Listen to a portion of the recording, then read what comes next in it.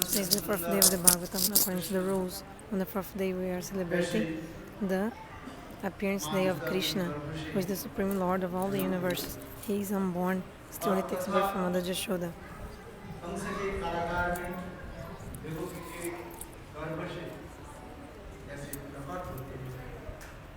He takes birth from Mother Jashoda and appears in the jail of Kamsa from the womb of Devaki.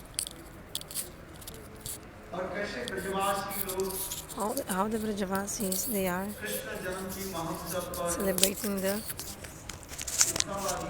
birth of Krishna.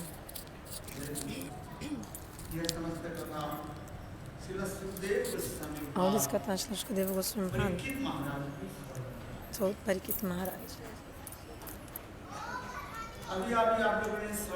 So now you have heard about how Bhagavan, even though he's one, he manifests in many forms, in many abodes.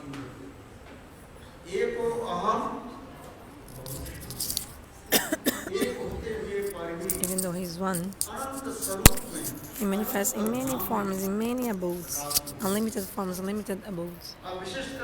Especially Swayam Bhagavan in the eternal abode Vrindavan is performing very sweet pastimes. Our Acharyas explained that he has three main dhamas. One is Purna, dham, another purnatara, another purnatama.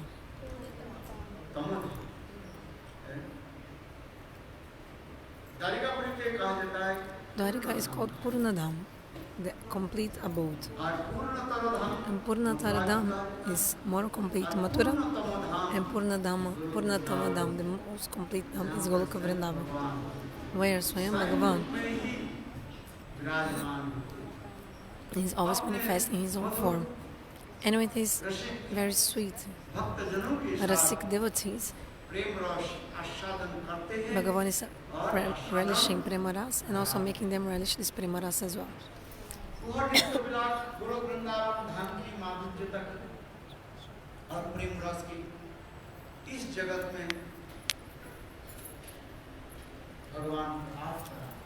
So, this prema ras of the spiritual world is that Bhagavan is manifesting in this material world. By words, language, we're not able to describe the katha of the transcendental world with language. Something we can only realize.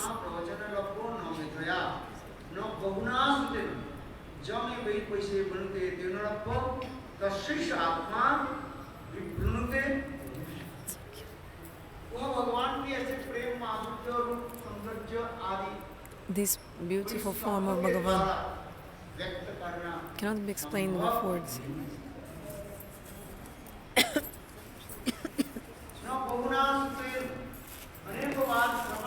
Even if many times we hear about it, we cannot understand it.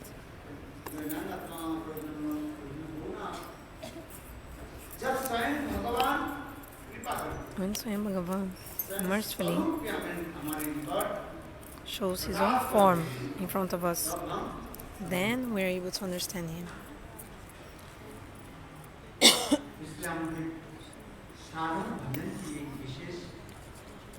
That's why it's very important to perform bhajana and sadhana. Until we don't perform sadhana, we cannot attain our goal.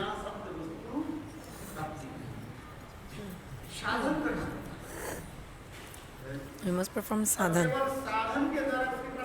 But also, only by sadhana you cannot attain it. The way to attain it is mercy.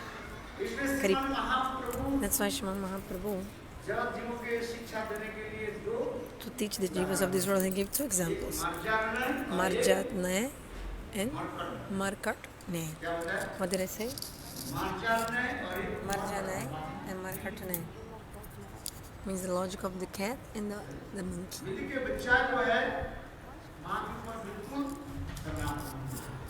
The cat depends completely on his mother. You know, baby cat is like meow, meow, meow, depending on his mother. Baby cat completely depends on its mother. The other example is markat means the monkey. The monkey baby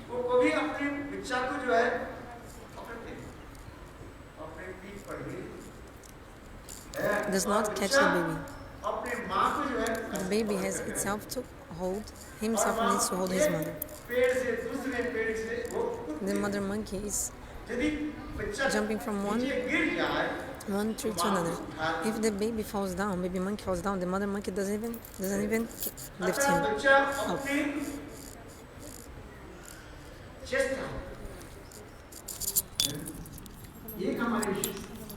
So the baby monkey needs to endeavor himself. So one thing is our sadhana, our endeavors, and the mercy of Bhagavan. So also we have to have our endeavors. We will endeavor to attain Bhagavan, to see Bhagavan. We will endeavor, we are endeavoring. But also we need the mercy of Bhagavan. Two things should be there. Later on, I'll tell how Mother Yashoda, when she was binding Gopal, always there were 2 fingers too short. Tomorrow we'll hear about it.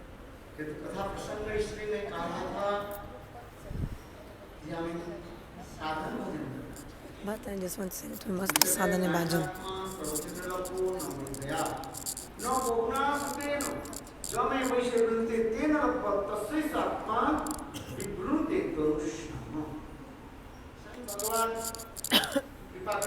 So Bhagavan mercifully, when he manifests his form, then by the mercy of Bhagavan, we are able to see his beautiful form and sweetness.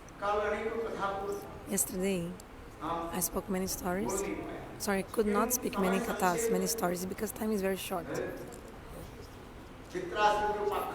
The story of Vritrasura, I couldn't speak about it. This story of Vritrasura is also very beautiful. In the Srimad Bhagavatam, there is the story of Vritrasura and the story of Ambarisha Maharaja. Both are in the Bhagavatam. Rupa Gosvami in the Sandarbha describes that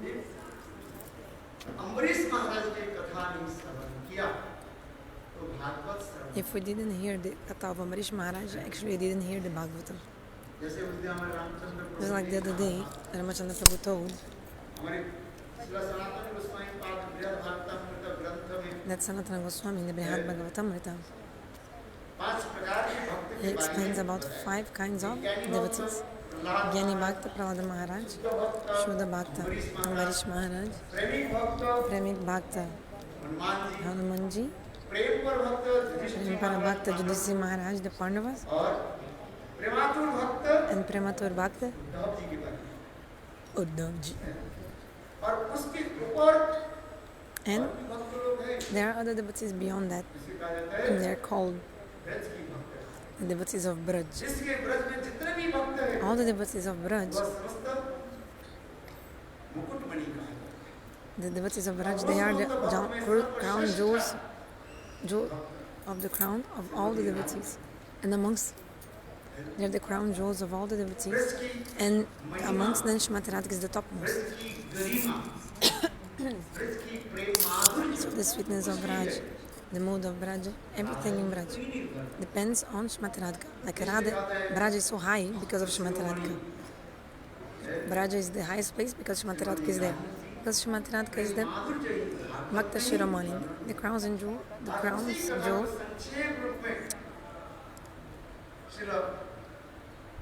she's the crown jewels of all the devotees, and her glories are described in the Srimad Bhagavatam. And in the Bhagavad-bhajana, Sanatana Goswami also explained very nicely about the level of the devotees. So, Vritrasura was Chitraketu Maharaja.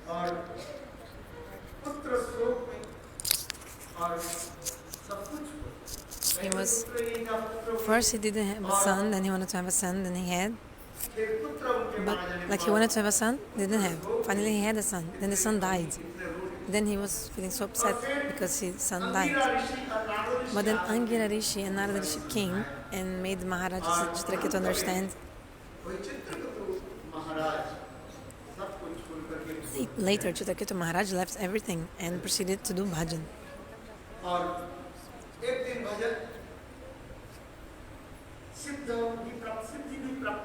He had attained perfection, Siddhi. He was wandering everywhere on a spaceship, divine chariot, Chitraketu Maharaj. One day he came to Kailash, where Shiva was there with his wife. Amidst the demigods, and Shiva was telling Hari-katha to Parvati. Then at that time, Chitraketu Maharaj made a joke with Lord Shiva.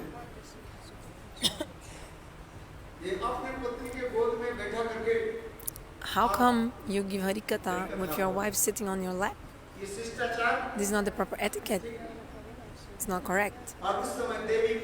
Then Devi Parvati, she became very, very angry. And she said, my husband is an Uttam Mahabhagavat.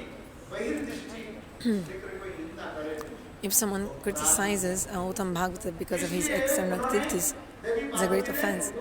So Devi Parvati cursed Chitraketu Maharaj. You should become a demon.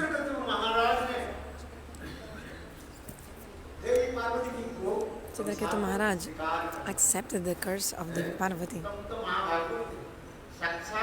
He is Uttam Mahabhagavat. He is directly the son of,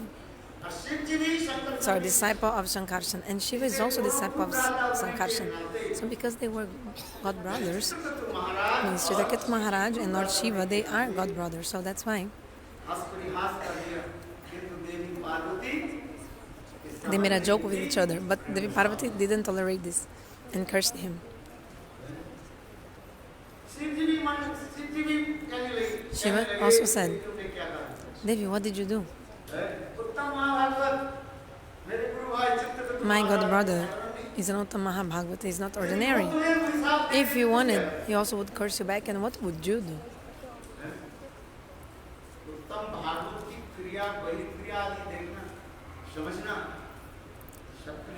It's not possible for everyone to understand the activities of a Uttam Bhagavad. Coming back to the katha context, this Chitraketu Maharaj, he came as Vritrasura, appeared as Vritrasura. Appeared from this jagya of some rishi, Vritrasura. Anyway, he came from one fire sacrifice. In karma-marga, if you're chanting some mantra not in a proper way, you get the opposite result. In bhakti-marga, you can say Vishnavya Namaha or Vishnaya Namaha. Doesn't matter. Lord accepts your mood.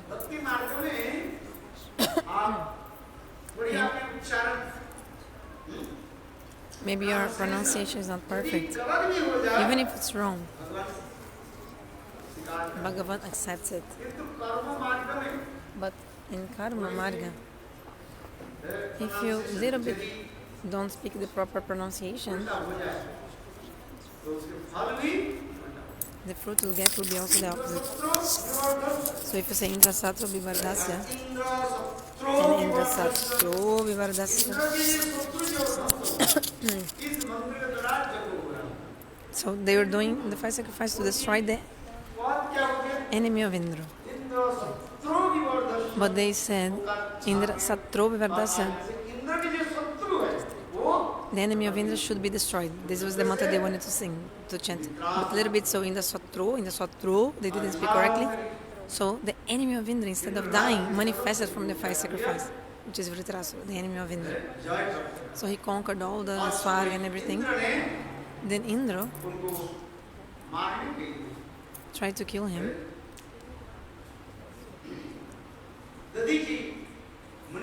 And Indra made one vajra with the bones of Dvadashi Rishi. With the bones of Dvadashi Rishi, Indra made one weapon. Then he was able to attack Vritrasura with this weapon. Then Vritrasura performed many prayers to Lord. Srimad Bhagavatam shows one speciality. Srila Rupa Gosvami says, you have to hear two things in Bhagavatam. One, the story of Vritrasura, and second, the story of Ambarisha Maharaja. You must hear these two stories in the Bhagavatam. The story of Vritrasura shows the glories of Paramar of Vraj. Those who are a Sikh, they're able to relish it. For example, in Shloka, I'll tell you, time is brief.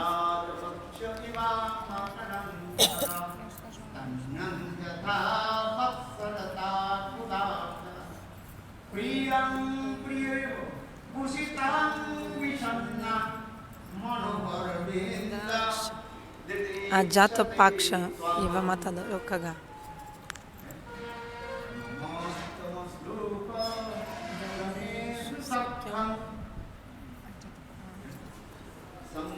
Mamatama Shloka, yes, this one. Sakahad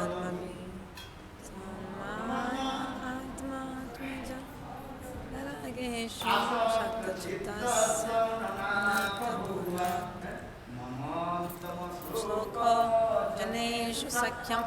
This works without attain.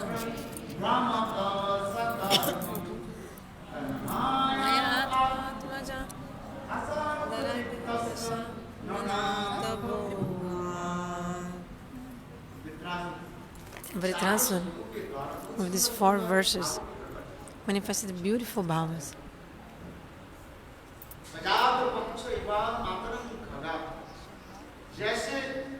Just like baby birds. Baby birds, they stay in the nest. But their mothers has gone to search for food. Sorry, then the baby bird keeps thinking about his mother. Why he's thinking about the mother? Two causes. First, hunger. When my mom will come and she'll feed me grains. Another,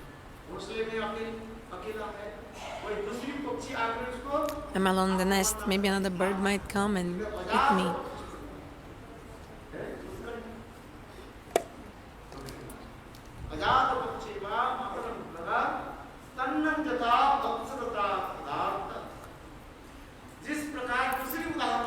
Another example is given also. Just like a calf, baby calf.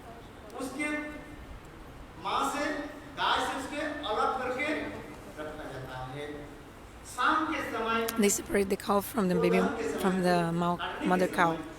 But in the dusk time, sunset time, they release the calf.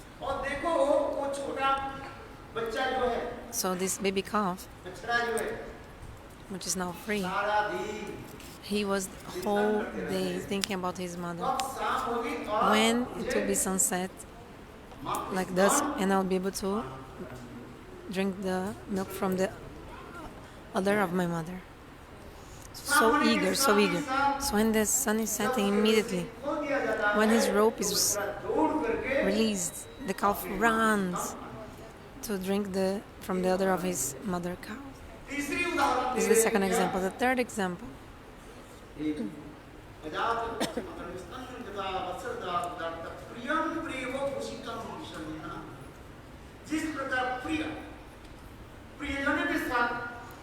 Just like lover and beloved,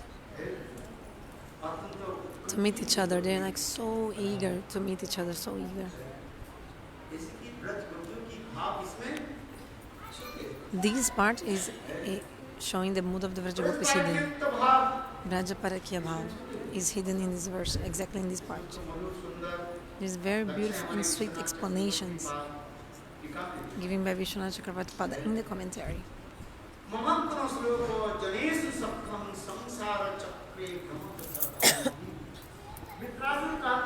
Vritrasura explains, Hey Prabhu, because of my karma from previous lives, maybe I'll be born in many places, any place. And according to my birth, I'll stay with my mother, father, husband, wife, children, family, but I just have one prayer to lotus feet. I don't want to be attached to anyone in my family.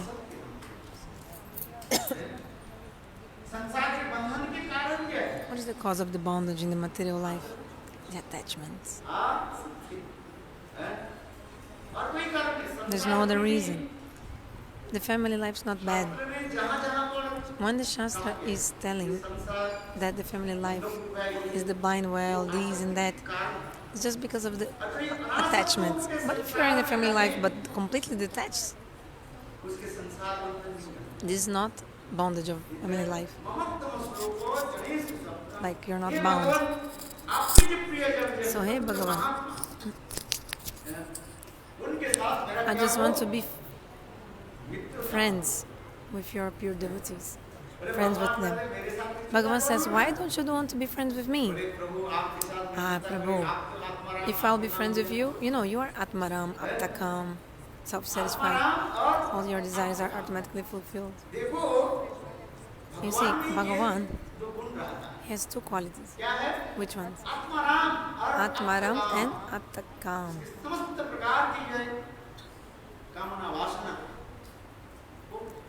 All his desires are fulfilled, and always he's like self-satisfied, and all his desires are automatically fulfilled. But who is the Atma of Krishna? Shrimati Radhika. He's always playing with her, that's why he's always happy. Another point, Krishna is Vishaya Bigga. He's the object of the love. That's why Vritrasura is saying,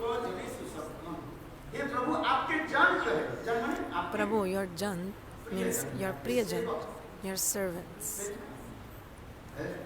Sevika, Sevika. I just want to be friends with them. So this is the way of how to attain to Lord. If you direct make a relationship with God, Bhagavan will not give you mercy. So to attain Bhagavan, what is the way of how to attain Bhagavan? You must have affection and love for those who are very close to Lord. And who is the closest person to Lord? Guru and Vaishnavas.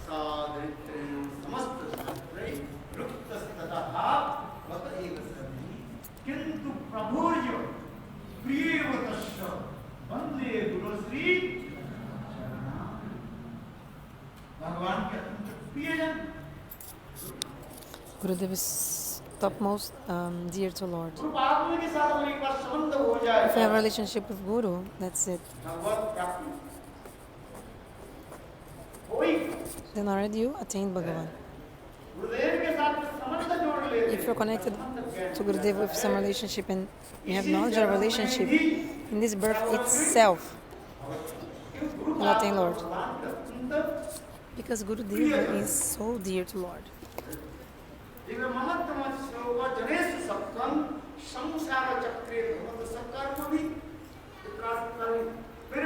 Vritrasura says, according to my karma from previous lives, I'll be wandering in this material world. This is true. But Prabhu, I don't want to be attached to any of my family members, to no one. That's why yesterday I told you the story of Bharat Maharaj. He left his kingdom. Bharat Maharaji went to the jungle. But because he was attached to a baby deer, he lost 3 lives. Went in vain. 3 lives that went in vain. In this way, the sadhaka performing his bhajana is very slowly. He has to be very careful not to be attached to anything.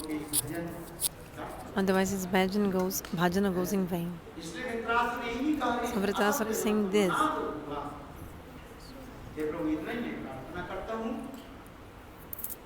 Prabhu, I pray that, okay, I stay with my family, okay, no problem. But how to stay with the family? Doing bhagavad-bhajana. That's why Srila Rupa Gosvami told Parikshit Maharaj the story of of Ambarisha Maharaj. Parikshit Maharaj also asked, Hey Bhagavan, hey Gurudev Brahman, mercifully please tell me, the saints which are renounced and are doing their bhajan and sadhan, they don't have anything to do with anyone, no one behind, no one in the back, no one in front of them, like they are aloof of everything. They have no kids, no family, so very easily they can chant holy names and do service, worship Bhagavan, like those who are renounced.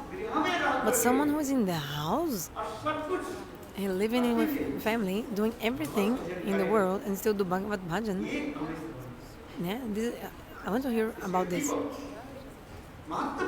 This is very important question. One person gives up everything, takes sannyas and performs bhajan.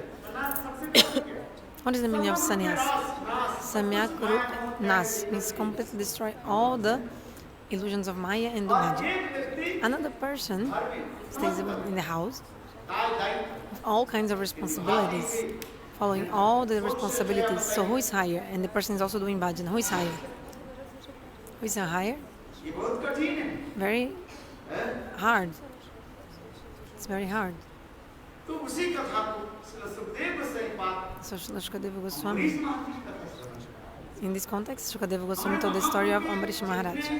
Actually, all the devotees of Mahaprabhu, mainly, you can see that they were all grihasthas. Staying in the house, they used to do their bhajan, like Srivas Thakur. He was grihastha. But see how they used to do bhajan.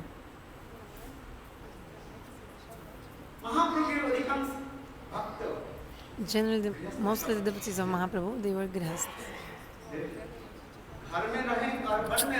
So if you stay in the house or in the forest, there's no difference. Acharyas explain. Jai bhaja sai bhur.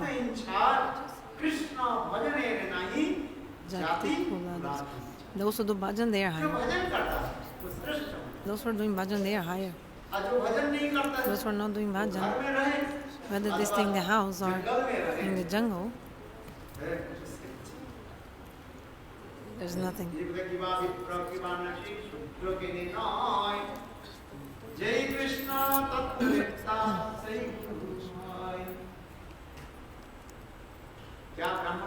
So it doesn't matter if you're Brahmana, Kshatriya, Vaishya, Shudra. It doesn't matter. In the realm of bhajan, whether you're grihastha, vanaprasthi, sannyasi, sorry, it doesn't matter.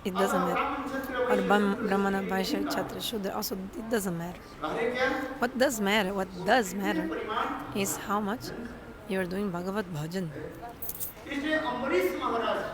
That's why Ambarisha Maharaj was staying in his house and how he used to do his bhajan. Actually, Ambarisha was not an ordinary person. He was the emperor of all the earth, with all the 7 oceans. Sasagar, Prithvi Raja, with the 7 oceans. Empire, his empire also in the Prithvi, all the 7 oceans. Even the Brahma Shap, the curse of the Brahmana couldn't touch him. A curse of a Brahmana could not touch him. Shukadeva Goswami told. Durvasa was very great and powerful, very angry, Mahakrodhi, Maha Param Bhakta, super devotee, highest devotee. He was not ordinary, Durvasa. So even the curse of Durvasa Rishi didn't work on Ambarisha Maharaj. And Ambarisha Maharaj, with his bhajan, with his strong faith, he just remained strong and faithful to his bhajan. Even the Sudarshan Chakra of Sri Hari came to protect him. If someone does bhajan with nishtha, Bhagavan will protect this person. So the context is coming. Chitraketu Goswami explains. The father of Ambarisha Maharaja, his name was Nabhaga. The son of Nabhaga was Nabhaga. So the son of Nabha was grandfather, then Nabha was son, and son of Nabha was Ambarisha. Nabha, Ambarisha. So Bhagavata explains why the name Nabhaga. So Nabhaga was the father of Ambarisha. Remember the name? Nabhaga. He said what? Nabhaga means he didn't take any kind of wealth.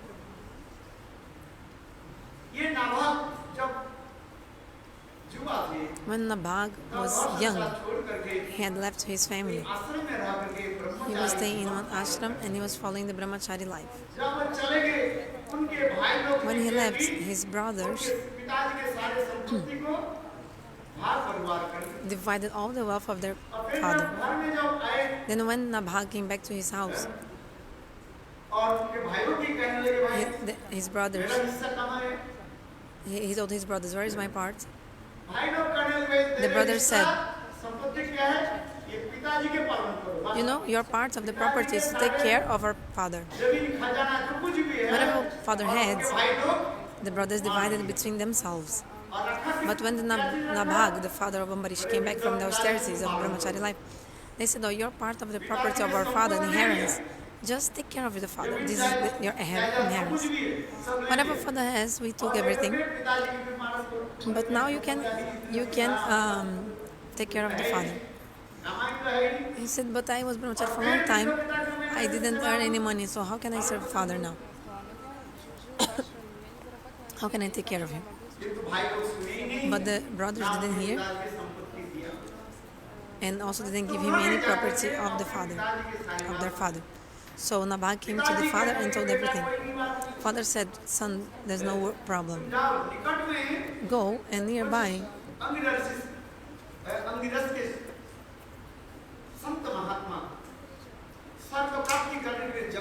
there are some saints performing fire sacrifice to attain Swarga. Just sit in this fire sacrifice and just read 2 mantras to them in the fire sacrifice." When we're doing the fire sacrifice, actually it's necessary 4 people in the fire sacrifice. What are the names? Hota, Udgata,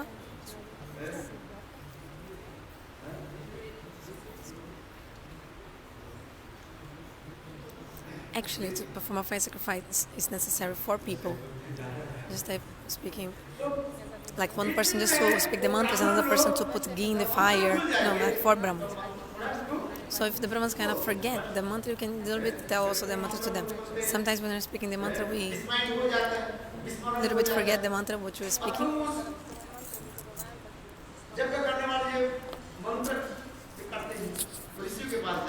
So go to this rishi who is telling the mantra in the fire sacrifice, Nabhaga. He was told by his father, "Go there and help him with the mantra." So he went, and the rishi became happy with him and told, "Okay,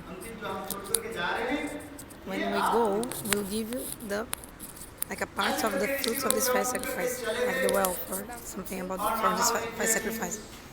So the rishis left. So the ingredients of the remnants of the fire sacrifice were there,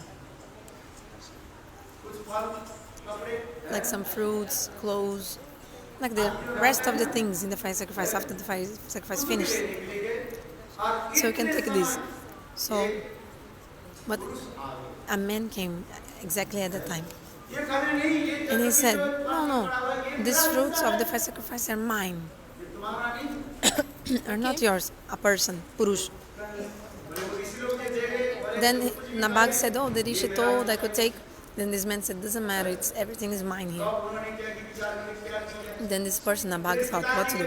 So again he came back to his father and said, "Father, the rishis had left something behind for me, but then another person came and took, didn't give me anything." Then the father said, "Son, do one thing. The last fruit of the fire sacrifice is something giving to Mahadev actually.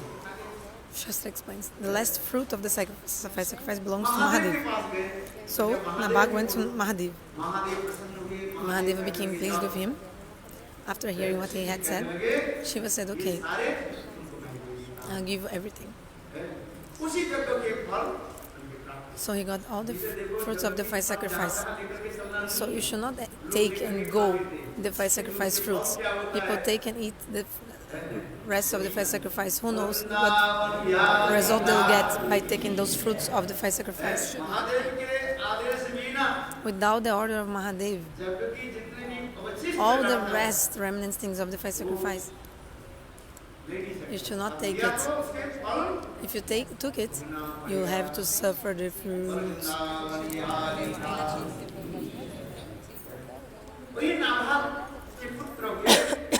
The son of Nabhaga was Ambarisha Maharaja.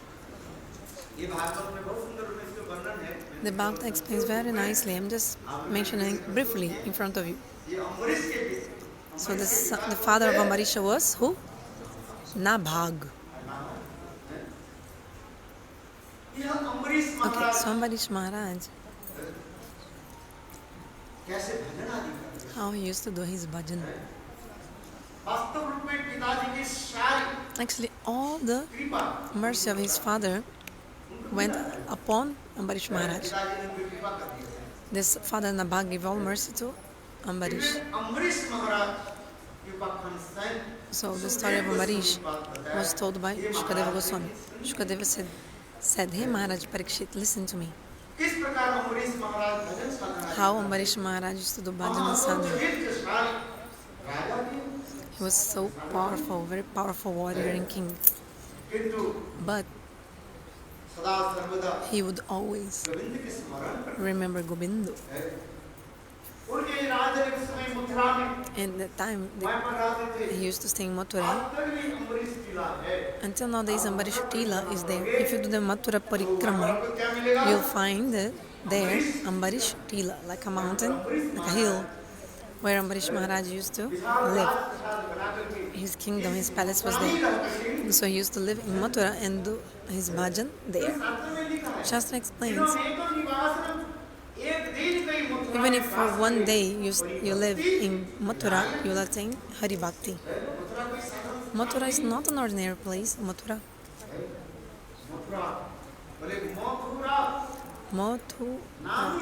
The name is amazing. Ma means liberation. Someone who like spits on the liberation. Like I don't even want liberation. Like spits on the face of liberation. Like liberation. Like this. So you see, there are 7 cities that give liberation.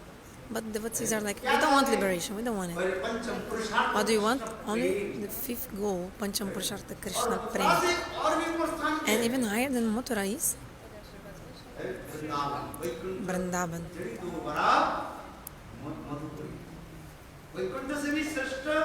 Higher than Mathura is Vrindavan. So Mathura is higher than Vaikuntha and Vrindavan is higher than Mathura.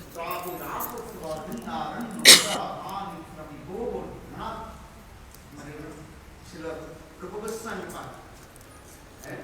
Gosvami in the Ekadashis he explains,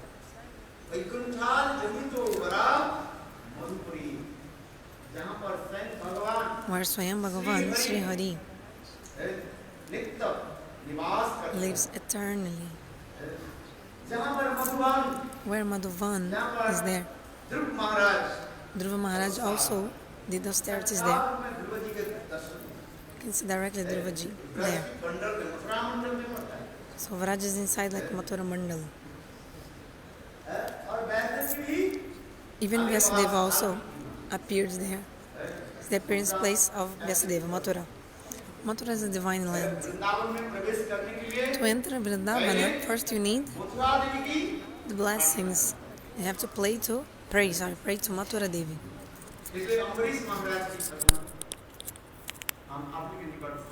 So now I will briefly discuss about Ambarisha Maharaj. Remember, because I told Jiva Goswami Pad explains what is Bhagavatam. Should be there the story of Vritrasura and the story of Ambarisha. This is Srimad Bhagavatam. The conversation between Shuka and Parikshit.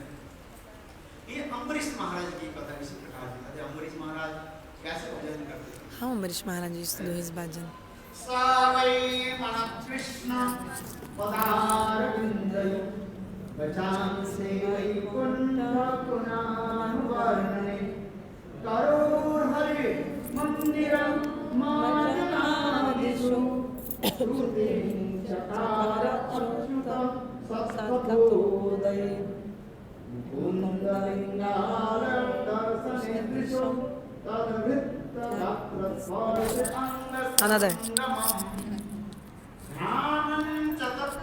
Another verse. Mukunda Lingalaya.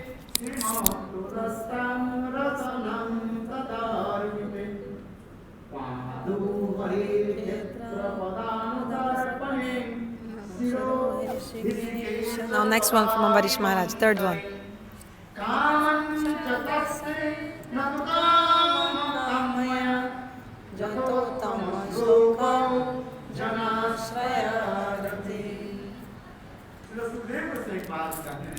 Sukadeva Goswami Pada told him, Maharaj Parikshit, Ambarisha Maharaj, with his 11 senses, he would always serve Bhagavan with his 11 senses. His mind was always engaged in thinking about Krishna. He was always thinking the lotus feet of Lord. I don't want to come in details in the meaning of this verse, but look, if any problem comes in your life, you should always do what? Remember Bhagavan. Remember the feet of Lord. The arati of Bhagavan starts with worshipping his, the Bhagavan, the Pujari always starts worshipping with the feet. Then feet, then goes to navel. Then Pujari worships the lotus face. Then encircling the whole body of Lord. So in the same way, your mind should be put in the feet of Bhagavan.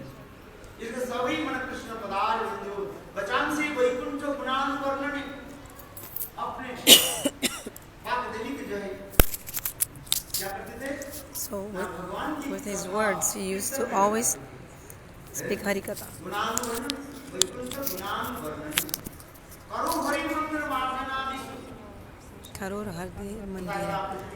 Even though he was the emperor of whole earth full of 7 oceans, still he would take a broom, and he would sweep the temple, the altar of Lord. Maharaja Ambarisha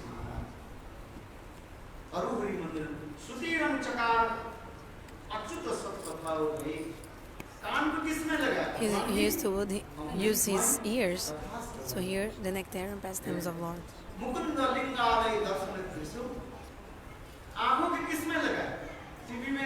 So his eyes he was using not for watching TV. Do you watch TV?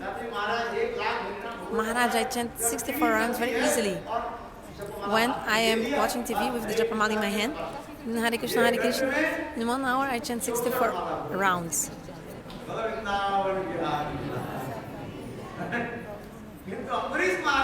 Ambarisha Maharaj, he would use his eyes for having the darshan of the form of Lord. His ears in hearing Harikatha,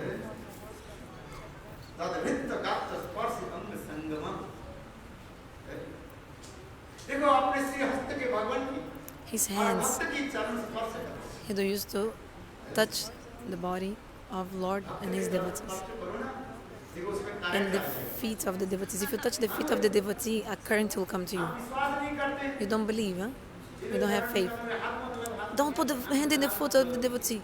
Okay, don't want to put the hands? Don't put the hand, okay, because the current will come from him and you'll die, right? But Shastra explains, actually, if you touch the foot of the devotee, the feet, bhakti will appear in your heart. Some smartas say, no, no, no, don't touch the feet of the saints, don't touch the feet of the saints. Why? Because the current will come. Like, electricity, current. Current. 440 voltage, electricity. So if you put your hand in 440 watts electricity, finish. Not like electricity will come. That's why, no, don't touch the feet of the saints. Okay, you stay far. There is 440, I think, volts of current electricity in his feet. This is true. But what Ambarisha would do?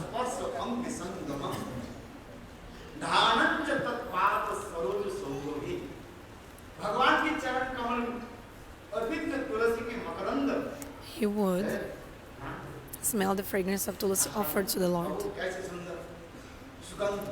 Such a sweet fragrance.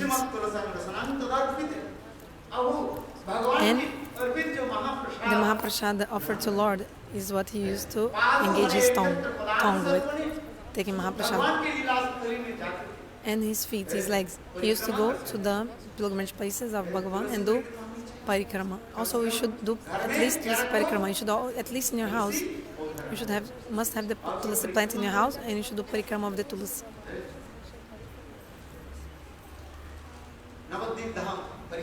Do the parikrama of Navadvipa Dham, Vrindavana Dham also.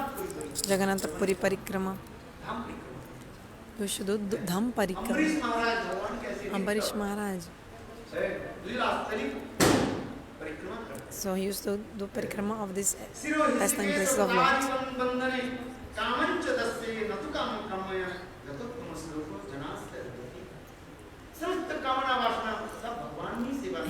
He used to use all his desires in the service of Lord. Everything he used to do was for Bhagavan. In this way, Ambarisha Maharaja, he was completely surrendered to Lord, and he used to do bhajana. So, who is the example of shuddha-bhakti? Yani-bhakti is Prahlad Maharaj. Ambarisha Maharaj is shuddha-bhakti. Because he has shuddha-bhakti. That's why he's shuddha-bhakta.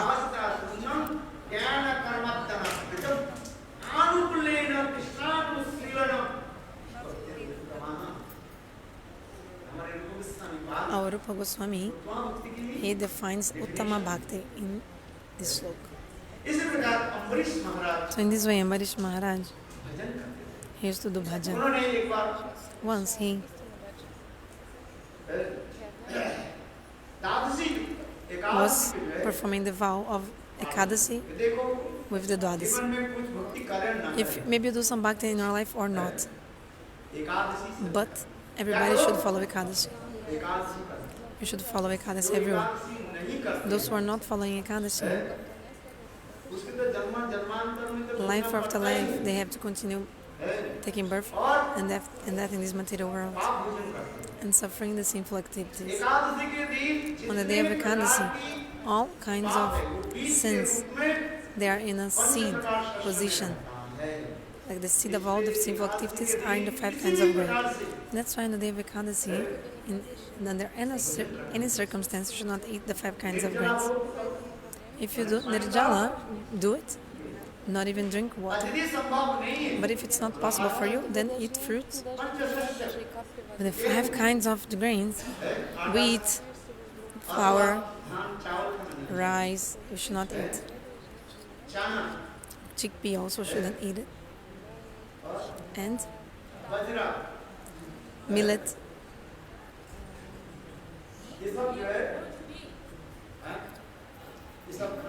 You should not eat this. Even sagu, sagudan, also you should not take it. So many people take this on the day of Ekadashi, sagudan.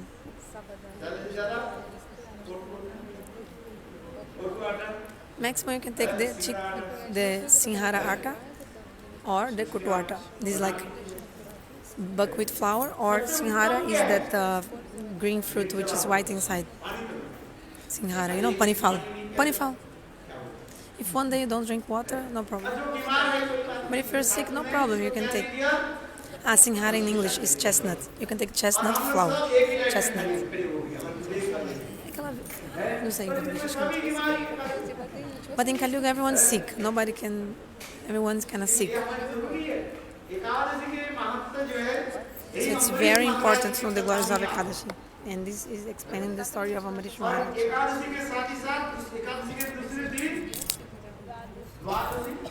So in the next day, the Dvadashi, you have to give attention to the time of breaking the vow. Many people follow Ekadashi, yes, but they don't break the vow on the time. But in the story of Ambarish and actually everything, the story of Ambarish and Durvasa, all the problems, the quarrel came because of the time of Paran. Listen carefully. Sorry. Ambarisha Maharaja, he was following Ekadasi with the Dvadashi. Another point I also tell you, this is also important also to hear this. What? If the Ekadasi is touching the day of Dashami, that Ekadasi should be given up. It's called Dashami Vidha Ekadashi. If that Ekadashi Titi is like combined with the Dvadashi or touching the Dvadashi Titi, then this it should be followed. You should think about all this. Hi Maharaja, I cannot understand this. Don't worry, it's written there on the board. When it's the pure Ekadasi, just follow that. According to the pure concepts of the scriptures, is written there. And also, the time of the Paran also is already written there. What time to break the vow? After the sunrise until such and such a time, you must break your vow of the grains of the fasting. Paran. Otherwise, you don't get the fruit of the Ekadasi. There's one story in the Ramayana, and the shloka is also quoted in the Hari-bhakti verse. Once, Sita-devi came to Valmiki Rishi and she did one question. In one kalpa, this happened. Why am I suffering so much in my life? After getting married, I came to Ayodhya. Then quickly the time came in my life and I had to go to the forest with my husband.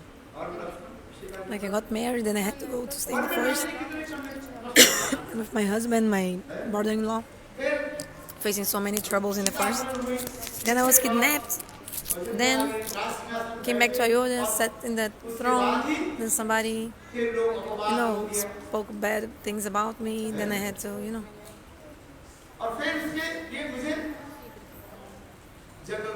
Then I had to go to the forest again.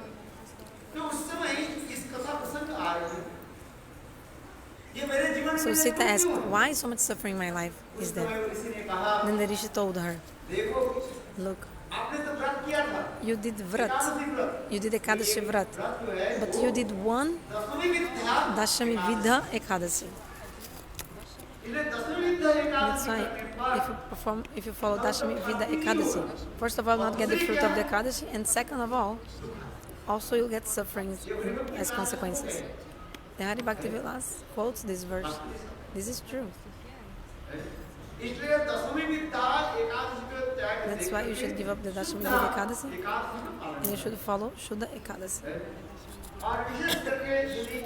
Especially if you should follow the Ekadashis which touches the Dvadashi, not day after. So Ambarisha Maharaja used to follow this Ekadashi, touching the Dvadashi Titi without drinking water.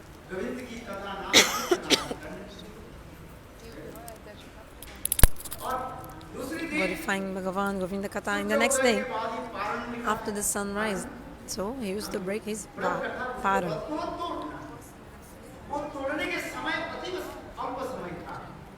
But that day, the time to break the vow was very short. So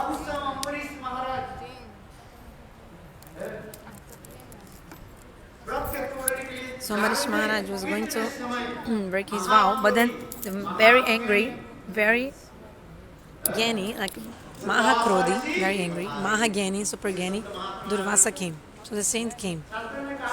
Shastra explains, if the saint came, first you have to serve the saint.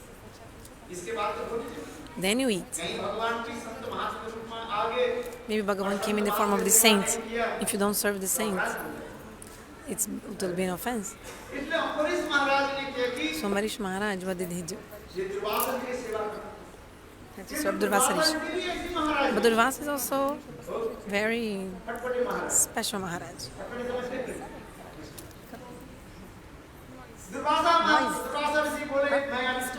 Creating some disturbance sometimes. Durvasa. So he said, oh, I have to go somewhere. So he went to bathe in the river. And knowingly he was like taking long.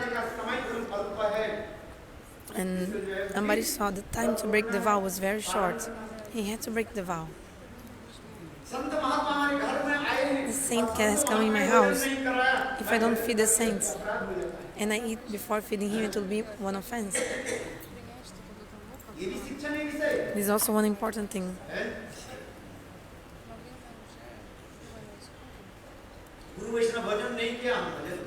We eat before Guru Vaishnavas eat. This is also offense. Sometimes offense. So Ambarisha Maharaj thought what to do. So time was going and the time was very short to break the vow. So he asked the sadhus. The sadhus thought what to do. Then Ambarisha Maharaj himself, he analyzed and he said, oh, I followed Nirjala, I didn't drink water, so he did Abhishek to the feet of Vishnu. He took the Charanamrita, like he got the Charanamrita.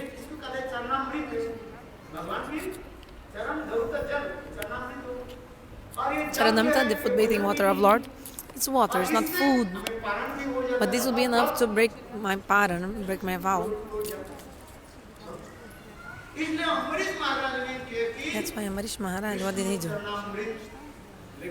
Took the Vishnu Charanamrita and broke his vow. Durvasa in meditation, he saw. Also, he's nothing less. Rishi, he knows past, present, and future. Durvasa came and said, and he started to abuse Ambarisha. Actually, this is all lila. This is all to manifest the glories of the pure devotees and the glories of Ekadashi in the world. Durvasa became so angry, so angry. Ambarisha Maharaj didn't say anything. Durvasa continued speaking. He became so angry. Then he made one demon, Krita, fiery demon appear from his hair, dreadlock. And then this, like fire, this demon came, hey. And he came towards Ambarisha Maharaj. Still Ambarisha Maharaj didn't say anything. He was surrendered to Lord. He didn't say anything. So in this moment from Vaikuntha, Sudarshana Chakra came. Sudarshana first killed the demon Krita. Then Sudarshana Chakra came towards Durvasa. Durvasa saw so much strong light. Sudarshan. Beautiful vision. It is like so effulgent, the Sudarshana Chakra. He saw it, became afraid. Durvasana started running away from the Sudarshana and came towards until Brahma, please protect me. Lord Brahmaji told, I cannot protect you, I cannot give you shelter. You committed offense to the feet of the devotees. And there is no place for you. I cannot help you. Go. Go to your father, Lord Shiva. Durvasa went and Shiva said, I also cannot protect you. If you commit offense to the feet of the devotees, look, there is no place for you. The Sudarshana Chakra belongs to Vishnu. So Shiva said, Sudarshana belongs to Vishnu, so go to Vishnu. So Durvasa asked help for the help of Vishnu. Vishnu said, I also cannot help you. The sadhus are my heart and soul. The sadhus are my heart, Vishnu told him.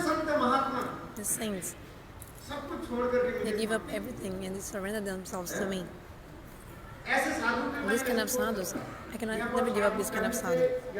So remember, when I say sadhu here, it means those who are doing bhagavad-bhajana.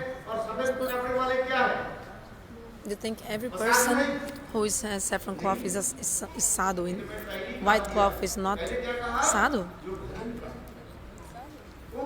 So remember, the sadhu can be the grihastha or renounced person. You can also do bhajan staying in the house. Ambarisha Maharaja was not sadhu, he was asadhu, non-sadhu. You tell me, you're doing bhajan. Are you sadhu or not sadhu? You are all sadhus. Are you or not? You know what people think, oh, person wearing saffron cloth is sadhu. Rest are not, are swadhu, like sense enjoyers.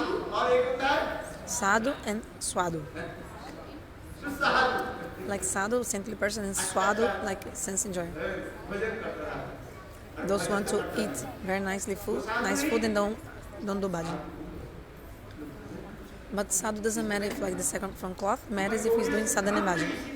Our Gauriya Siddhanta is like this. Whether he's grihastha or renounced. Those who do bhajan, they are sadhus. They're higher.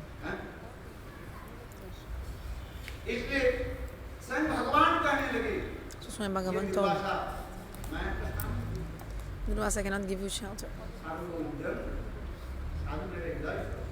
The sadhus are my heart and soul. Where does Bhagavan take rest? In whose heart? In this heart of the sadhus.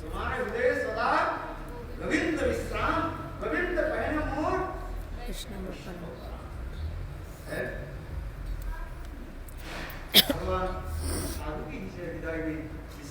Bhagavan takes rest in the heart of the sadhus.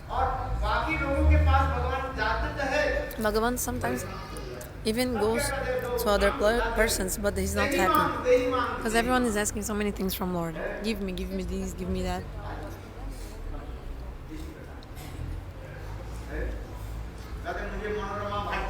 Give me a beautiful wife. Give me a beautiful wife. Another person says, give me money. But the sadhus, they say, Prabhu, I don't want anything. I just want to serve you, that's it. I just want to serve you.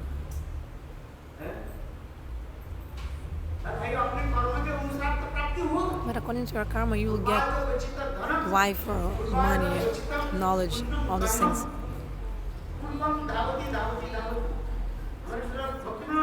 Bhakti-marga in this verse, he explains, according to your karma from previous lives, the things will come back to you, the results. Depending on the karma you did in the previous life, the result will come back to you. Whether you want it or not, it will come back. So why to ask to Lord? Why ask him if it will come according to your karma? If I had to ask something, just ask, Prabhu, give me opportunity to serve you. Just ask for service, that's it.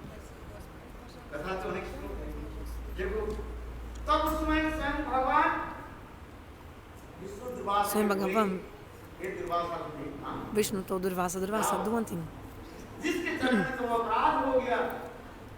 Go to the person from which you committed offense. So Durvasa came to Ambarisha Maharaja. Ambarisha, until that time, see, he was standing up. Until that time. And so humble. Ambarisha Maharaja was standing up so humble and meek, and he was thinking in his mind, the saint came in my house, I didn't serve the saint. So from far, I saw him and did pranam. But still, the Sudarshan chakra was very near to Durvasa in his back. Just like a sword. Very sharp.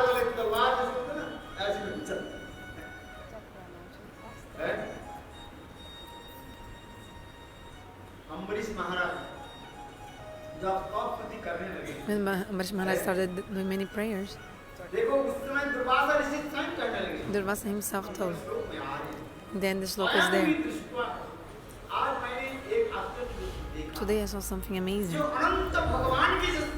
The servants of Ananta Bhagavan, they are so humble, Durvasa told. No shuddha-bhakti, they are not pride. They bow their heads. That's what Mahaprabhu told. Nadapi Sunichana.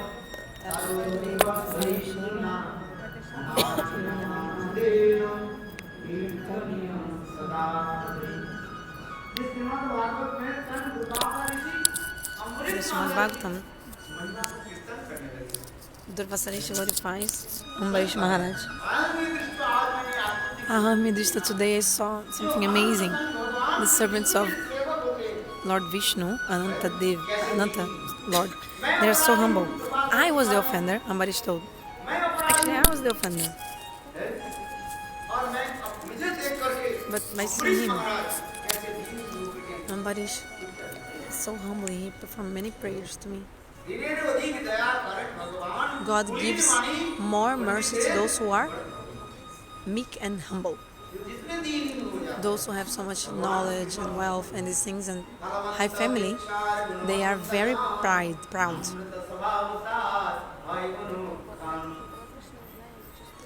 Just like a tree. If the tree has fruits, all the branches, they will start to bend towards the earth. You know, if you have lemon, for example, in your lemon tree in your garden, if the lemon is getting bigger and bigger in the fruit, all the branches, they are going towards the earth, to kiss the earth, because it becomes heavy.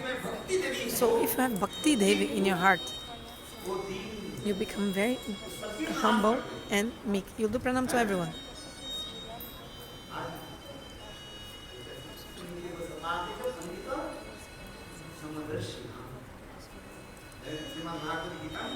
The Srimad Bhagavad-Gita, Krishna explains.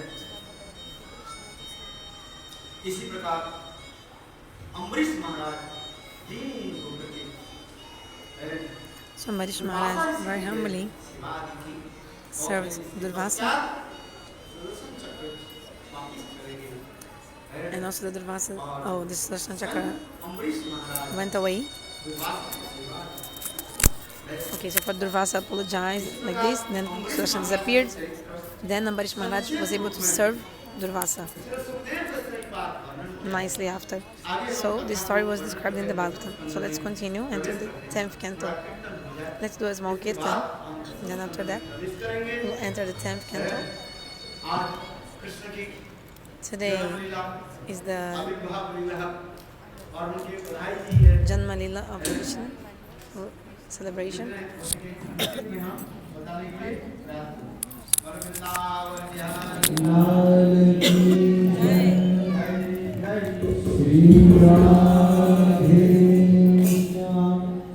के मन रो लागे ना सखीरी मेरो श्याम बिना री गण श्याम बिना रो लागे ना। जितनी देर में ठाकुर जी आते हैं तब तक मन को और लगा लेते हैं।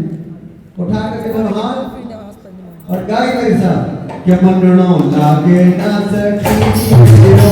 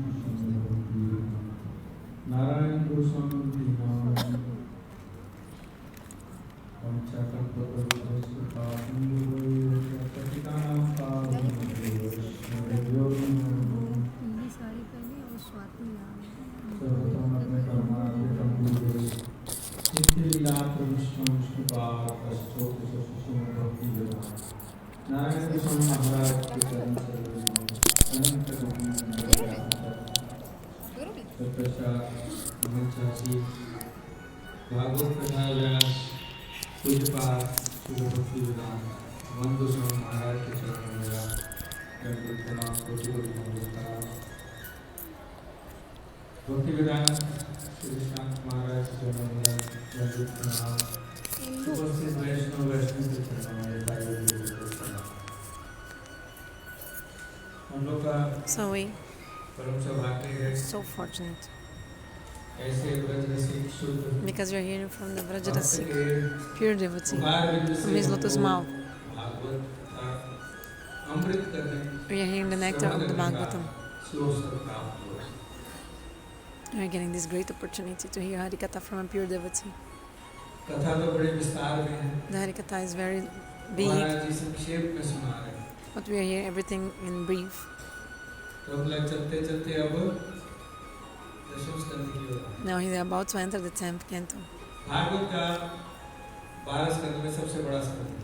The biggest canto of all the 12 is the 10th. No, like 90 chapters. Full of Krishna's pastimes. Today we'll reach until the birth of Krishna.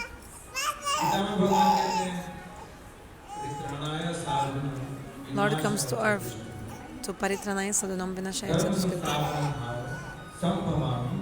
Kill the demons, protect the sadhus. To protect the sadhus and to kill the demons. I come yuga after yuga.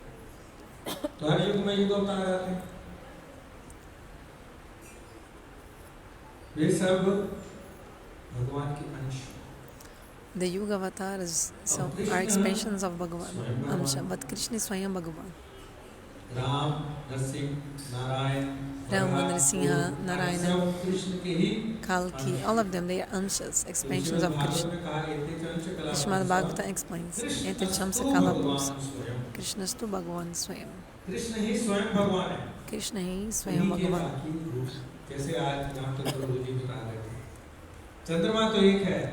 Like today, Ramacandra was saying, the moon is only one, but in different days we see different parts of the light of the moon. So Bhagavan is also only one. But Krishna of Gokula is like the full moon.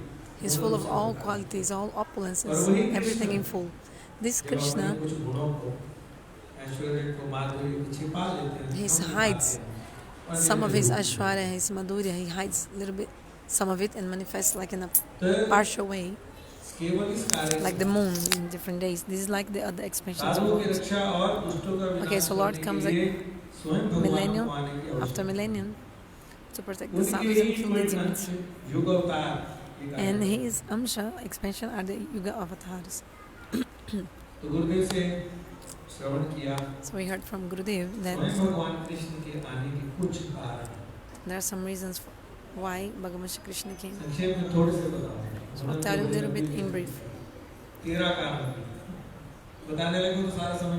If I would tell everything in details, then I'll take all the time of the Bhagavatam. One. So there was a couple, Vrishna and Sutapa. They got married, but they were not going for honeymoon, enjoying. No. Vrishna and Sutapa, they prayed to Brahma. Brahma said, do auspicities. They wanted to have one very good son. Brahmaji told them, do tapasya, stairs. So they did harder stairs. For 12,000 years.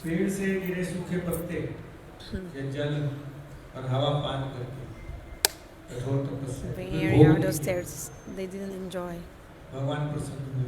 Bhagavan became pleased. Bhagavan appeared to them, gave darshan, and told, what do you want? What is your desire? So they prayed to Bhagavan and said, we want a son as like you. Bhagavan said, I give you this benediction. Then Bhagavan thought, okay, I give the benediction, but how to fulfill this? Because there's no one like me. I am non-dual. There's no one like me. How can someone else like me be his son? So, but if I told that I would give something and I cannot give, so then you have to give 3 times more. If you said you give something but you cannot give, then you have to give 3 times more. So I cannot give someone like me.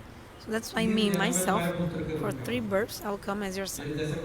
Because there's no one like me.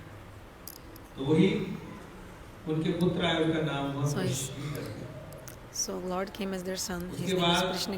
After that, they became Aditi and Kashyap. And the son became Upendra. Bhagavan Vamanadeva, that we heard about yesterday. 3rd birth, as उनको वचन दिया they था were born as Devaki and Vasudeva. स्वयं भगवान So Krishna Swayam Bhagavan appeared to them उनके सामने मथुरा के कारागार में in the jail of Kamsa in Mathura. चतुर्भुज रूप में Lord appeared to them with चक्र 4 गदा arms, पद्म लेकर with 16 Shankar, साल Chakra, के Gada, सुंदर Padma. 16-year-old, नवयुवक के रूप young, में सारे आभूषण full of many ornaments. Lord appeared, धारण किए yellow cloth.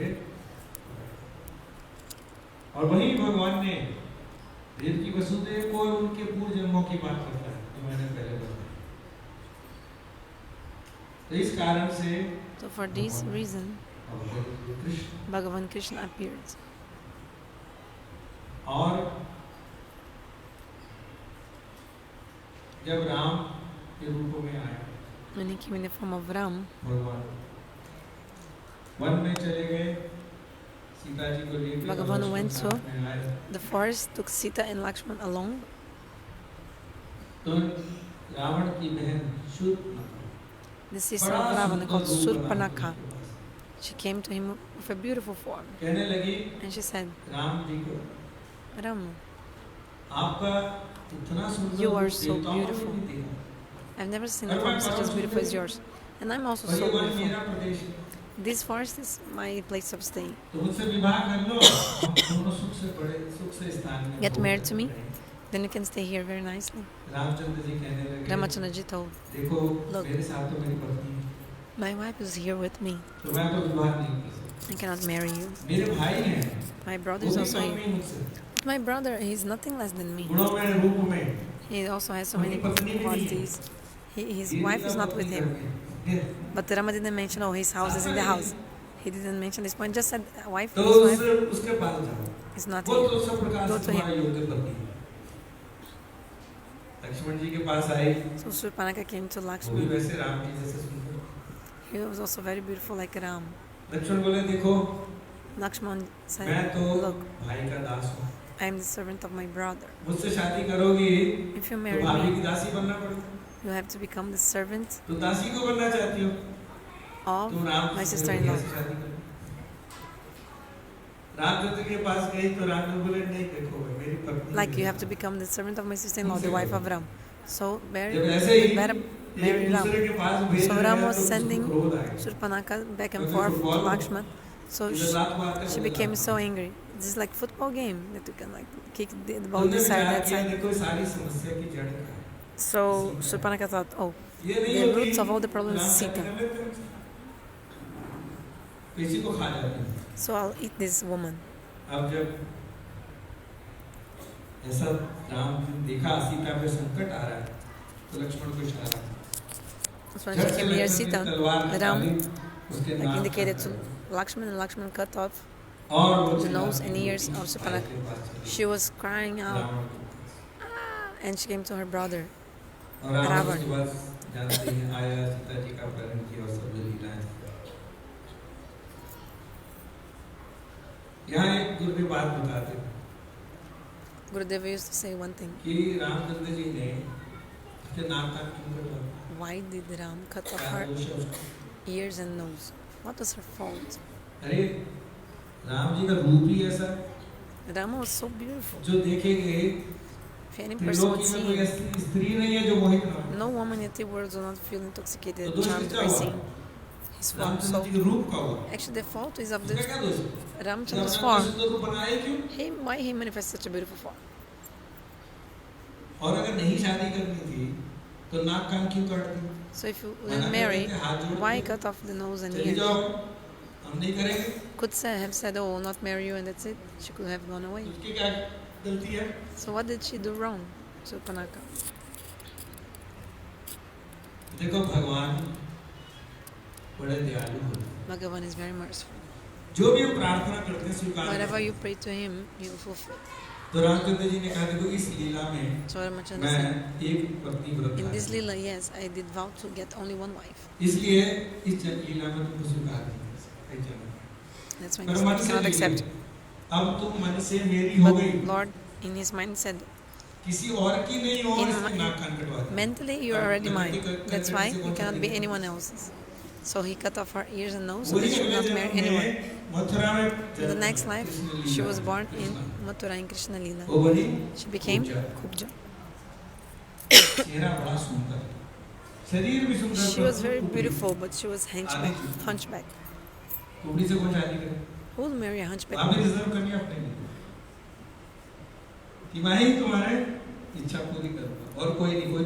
But Krishna said, only I will fulfill desire, no one else. So when Krishna came to Mathura, Mathura was bringing Krishna Balaram. She was bringing flowers and sandalwood paste to Kamsa. On the way, she met Krishna. Krishna said, a beautiful woman. Will you apply sandalwood paste on me?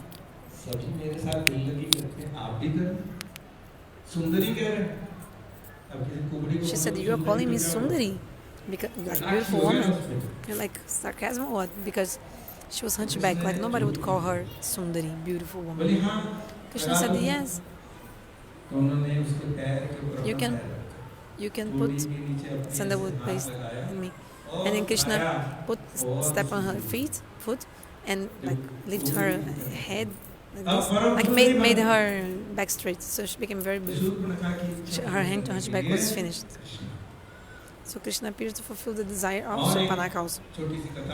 Another thing I want to say. Yesterday we heard, like he's telling reasons why Lord appears in this world. Okay, yesterday when Maharaja came to the assembly of Bali Maharaj, his daughter, Ratnamala, she saw Bhagavan, and such a small boy, so beautiful. She thought, oh, if you would be my son, I would take on my lap and would breastfeed him. So this is what said about.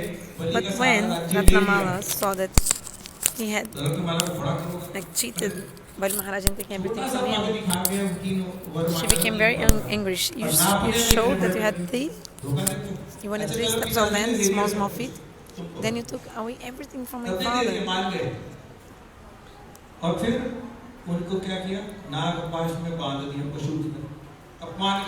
And then also Bhamanadeva not only stole everything from Bali Maharaj, but also bound him to the local snakes.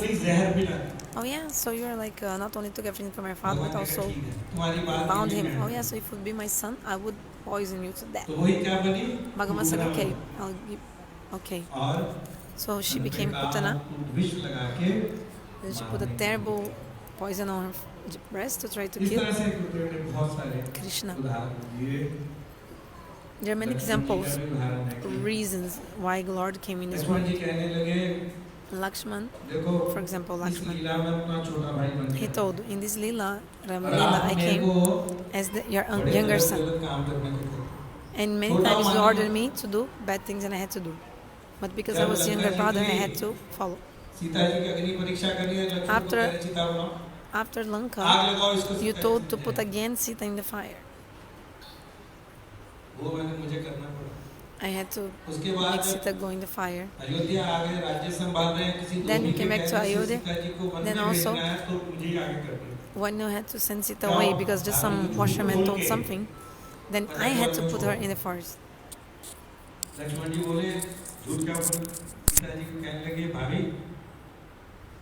आपकी बड़े दिनों से इच्छा है ना one में कि ऋषि मुनियों के दर्शन करें आशीर्वाद ले तो चलो मैं आपको भी रथ में बिठा के ऐसे ले गए और वन में जाके बोला कि Sita said, okay, in the forest I will be able to. Okay, what happened? Like Sita thought she was going to the forest to see the saints or something like that. But then Lakshman said, oh, actually my brother told me to give you up here, so I'm going. So Lakshman was so upset because he had to follow many orders of Ramacandra because he was the younger brother. So I'm actually finishing here. I don't want to take more time.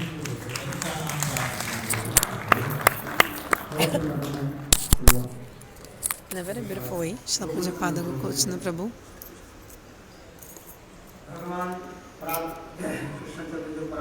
he told about Bhagavan Shri Krishna Chandra.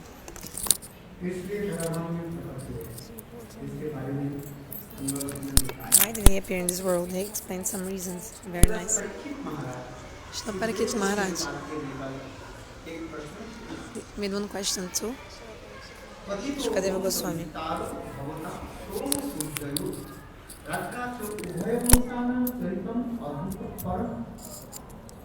Funcionando sem antena e sem bateria.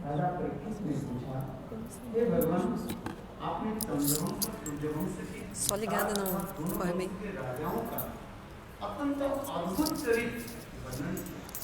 So Parikshit asked, tell me about the amazing character of the kings of these two dynasties, Moon Dynasty and Sun Dynasty. Because in the 10th canto, Srila Rupa Maharaj, he was so eager. He wanted to hear about Krishna Lila Katha. Bhagavan Ramacandra appeared in the dynasty of the sun, Surya Vamsha. And Krishna appears in the dynasty of Chandra Vamsha, dynasty of the moon. The sun is very so much light and also the power, the heat of the fire, light. The Chatras are also like this, the Kshatras. They are powerful, they just see effulgent, powerful, energetic. The moon is more refreshing and calm. Shastra explains, to make your body cool, you need sandalwood paste and the rays of the moon. Then your body will be fresh. Bhagavan Shri Krishna appeared in the dynasty of the moon, Chandra Vamsha. And Bhagavan Ramacandra appeared in the dynasty of the sun, Surya Vamsha. Both Vamsha kathas, the story of these two dynasties, are very good. One is the dynasty of Maharaja Purushottam and another the dynasty of Lila Purushottam. Third, our acharyas also explain, there is another Purushottam called Prema Purushottam. Who is Prema Purushottam avatar?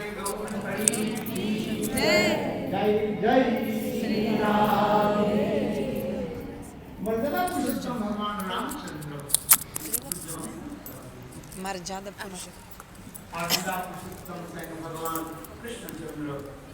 Krishna, he is Lila Purushottam and he appears in the Chandra Vamsha. The kathas of these two dynasties are amazing.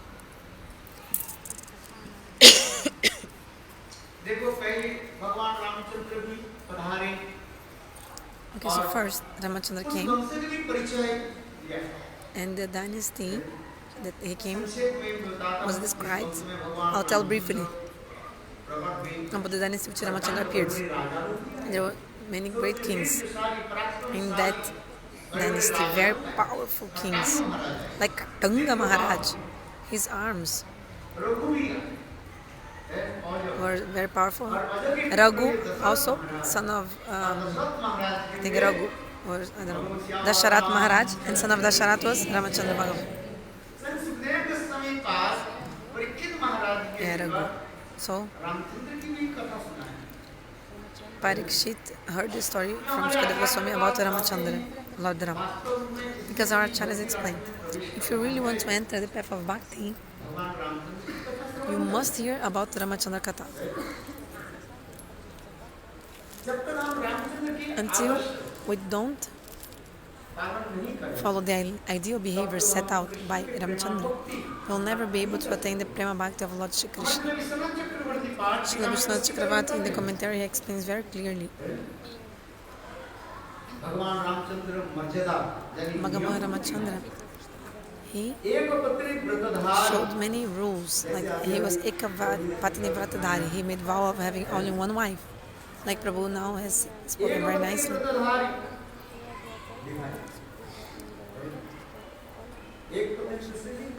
Only one wife.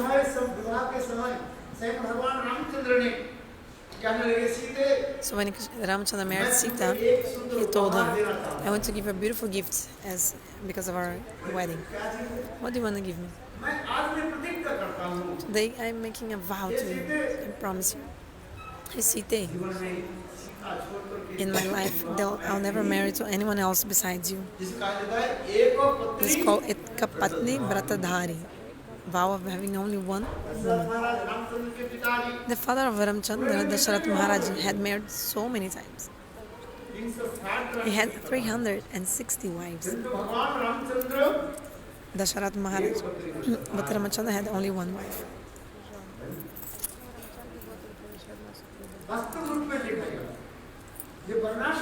This is C. He's also pointing one in the picture. Nice. So Ramacandra showed us how to follow varnashrama-dharma. Maharaja explained, if we don't follow varnashrama-dharma, actually, we're not able to enter the realm of bhakti.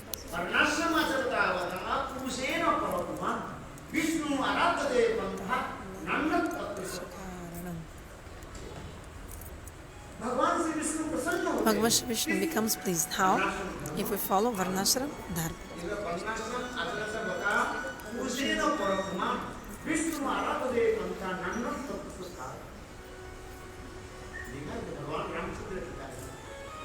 Bhagavan Ramacandra shows this ideal behavior of varnashrama-dharma.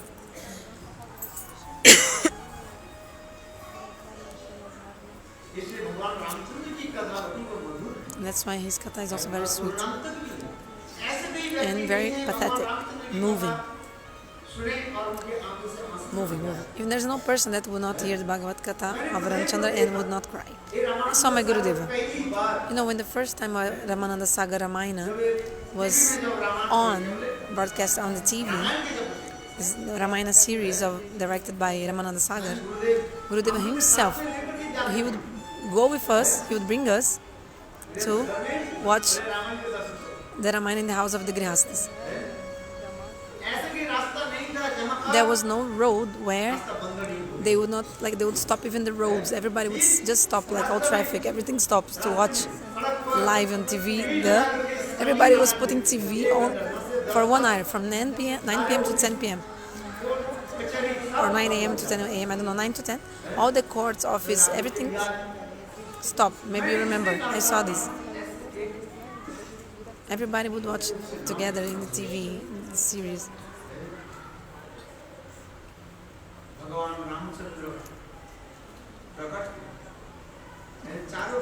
So he appeared with his four brothers.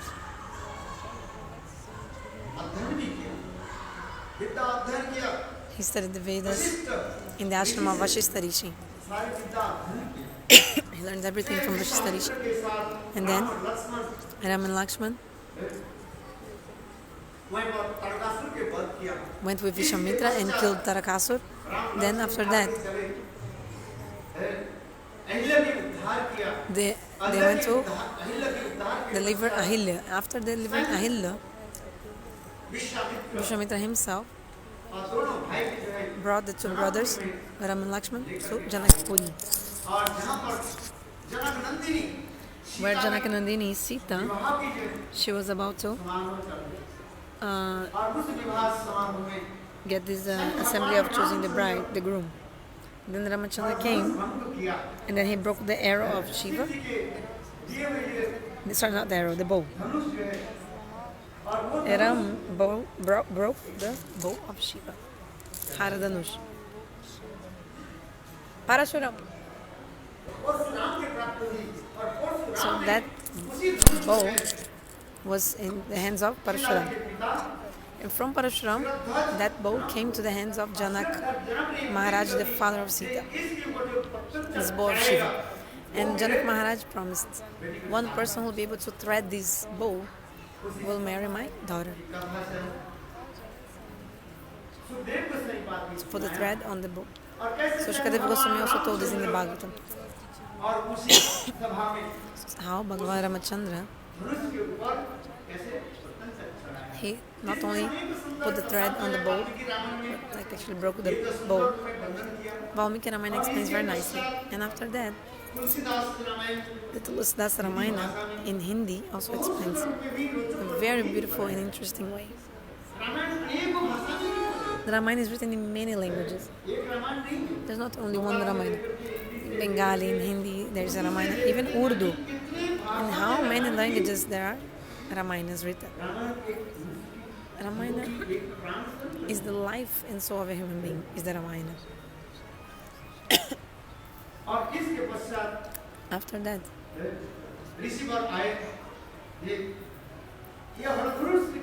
Parashuram came and asked, who broke this arrow of Shiva? This bow of Shiva. Sorry. And Lakshman did some jokes with Parashuram. Lakshman made jokes with Parashuram. All this is described. In the end, Ramacandra was very humble. And he told,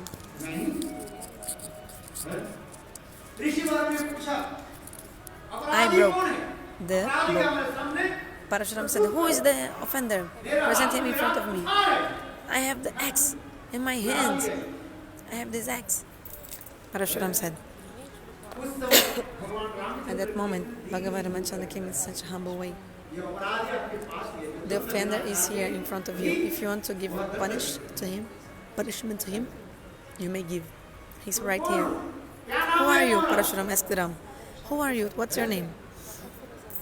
Then Ramacandra said, Prabhu, my name is Ram. Ram? And Ramacandra is so humble. Prabhu, your name is long, Parashuram. My name is very short. It has only 2 syllables. You are that same Ram. Bhagavan Ram.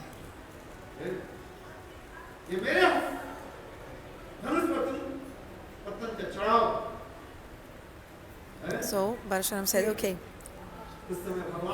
put a thread in my bow, my own bow. So Ramacandra did this with the bow of Parashuram and also put an arrow. Then Parashuram got divine knowledge and he realized, oh, this Ram is Lord Vishnu himself. So Ramacandra said, when I put my arrow in the bow, I have to shoot. There's no way back. Ramban, what is the meaning of Ramban? If once that arrow comes out of the bow, certainly will attain the aim, will hit the aim, target. That arrow will never go in vain. So there is one expression, Ramban, like something very certain. Even sometimes one kind of medicines, they're called Ramban, like very, like, you get the result, 100%.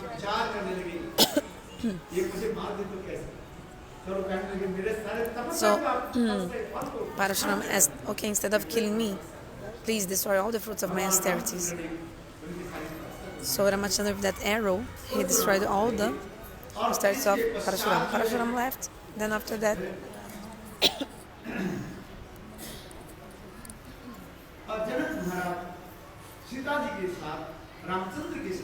then after Janak Maharaj performed the wedding ceremony of Sita and Ram. Then all the family members of Ram came to Jagannath Puri. It was an amazing wedding, like gigantic, very, like, how to say, big parts. And Lakshman and Shatrugna and Bharat, they also got married together. Then after that, all of them came back to Ayodhya. After that, Dashami Maharaj thought, Ram is so qualified.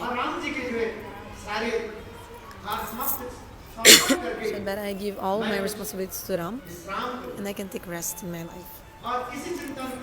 Thinking about this, Dashami Maharaj went to Gurudev, to Vashistha Rishi. Vashistha told, this is true.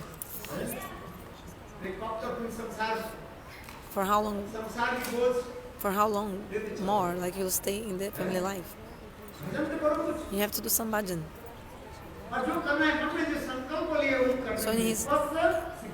So if in your mind you do some resolution in your mind, do it quickly. If there's something is good, like good things, you have to do quickly.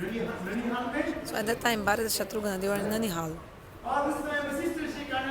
Vashistha Rishi told Dashami Maharaj, look, this evening, this night is an auspicious night. It's an auspicious night to make Ramacandra the king. Means tomorrow morning, early in the morning. So get everything prepared. And Dashami Maharaja, he decorated Ayodhya in such a beautiful way. Because Ram was about to become the king. He was about to be like giving the post of king. Hearing this, like the winds, this news spread everywhere. Blind people, lame people, all of them, even demigods, they came to Ayodhya to see the Rajabhishek ceremony, means the ceremony where Ramacandra becomes king. Everyone's feeling so much happiness, dancing, happy, everyone was in joy. Shastra also describes that KK, the mother of Parvati-devi, when she heard that Ram would become king, she opened all her treasure and started giving donation to everyone, gifts to everyone. The dancers everywhere were dancing. Everything was so decorated so nicely everywhere. In every house, each and every house, beautiful kalash with banana tree on top. This is a sign of auspiciousness. Like the pot with coconut and also the banana tree. So beautiful, Ayodhya. Everyone's so happy. There's only one person in Ayodhya that was not yet happy. Who was she? Mathura, the servant of KK. Mathura. Her mind is always disturbing, thinking many bad things.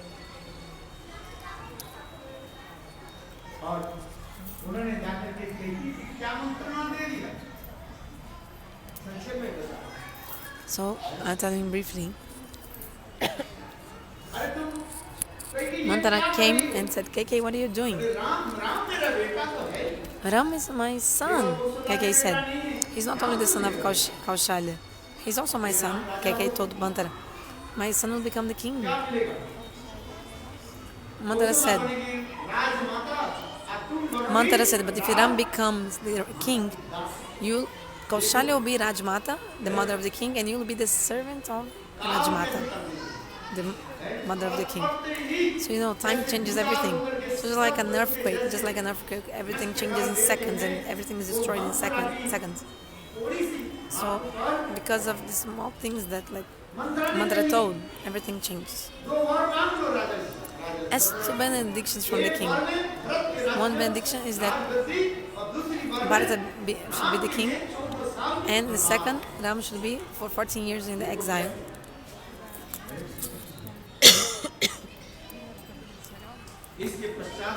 After that, to follow the words of his father, Bhagavan Ramacandra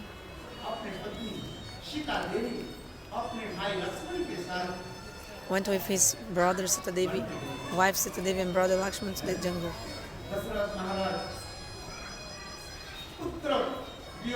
Dashami Maharaj feeling separation from his son, called out haram, haram, and gave up his body like this.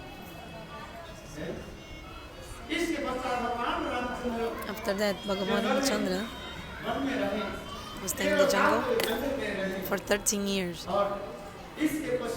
And after that, he came to Dandakaranya. It was the last year of his exile.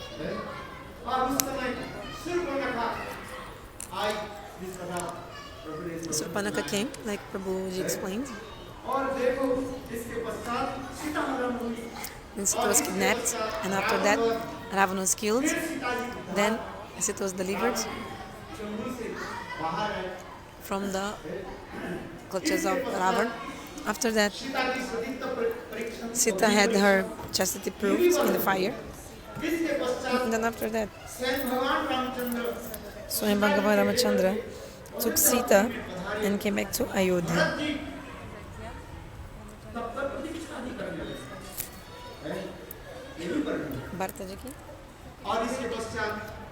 Bharataji was waiting.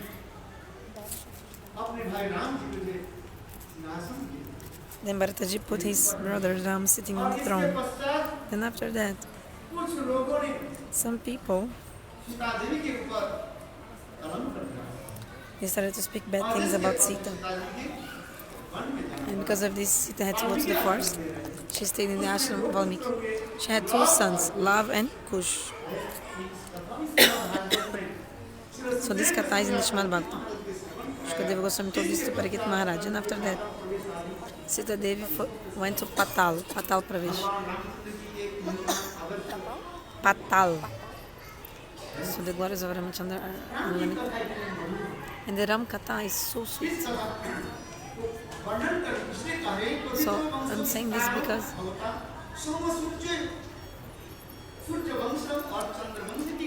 Parikshit said, I want to hear about Surya Vamsha Katha and Chandra Vamsha Katha.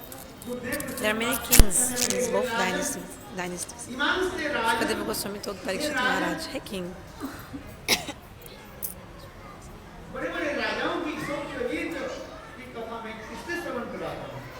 I'm telling the story of these great kings because in the end of their life they gave up everything and they started to do bhagavad-bhajana in the end of their lives. Only one goal in life, to do bhajan of Bhagavan. Those who don't do bhagavad-bhajan, their life is useless.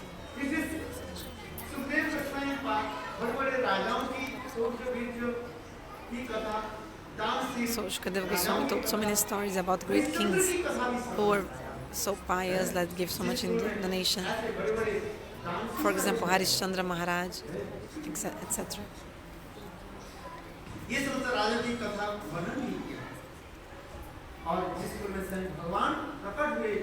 In the dynasty in which Swayam Bhagavan appeared, it's called Jadukul. There is a verse in the Bhagavatam that says,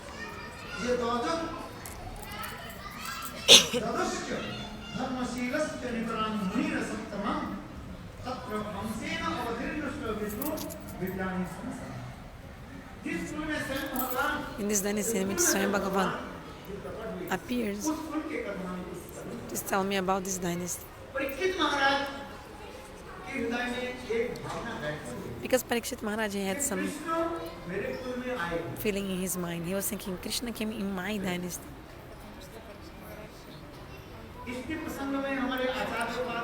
In this context, our acharyas explain, Krishna came in which dynasty? Kshatriya Vamsha or Vaishya Kul? Dynasty of Kshatriyas or Vaishyas? Our acharyas explain very beautifully that there was a king called Devamir. He had 2 wives, one from Kshatriya Vamsha, Kshatriya warrior, another from dynasty of Vaishya.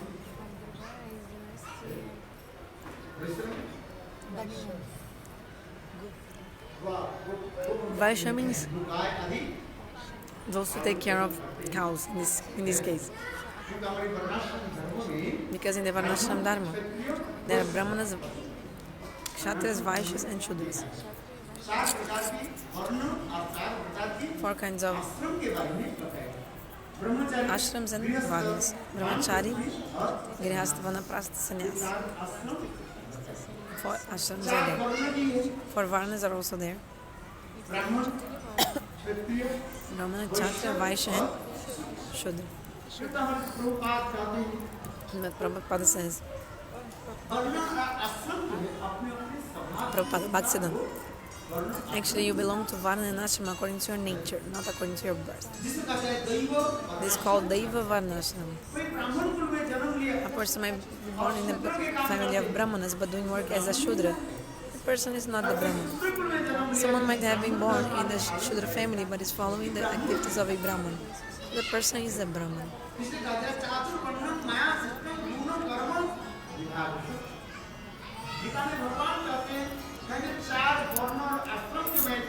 And the Gita Bhagavan says, I have created 4 varnas and 4 ashrams according to their qualities. In nature, if you are born as a Brahmana but you are not doing the work of a Brahmana, you are not a Brahmana. That's it. This is called Daiva Varnas Asrama. Daiva Varnasrama.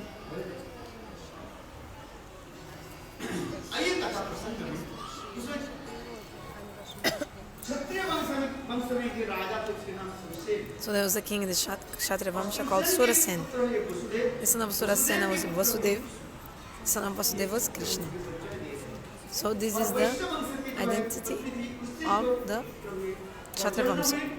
And from the wife of Vaishya, Parjana came. Parjana had 5 sons: Upananda, Sunanda, Nandan, Abhinanda, and Nandana. So Nanda Maharaj was in this. And the son of Nanda Maharaj was Krishna. That's why Krishna appears in both dynasties. In the dynasty of Kshatras and also in the of the Vaishyas. But there's a secret behind, hidden. Later we'll describe the secrets to you.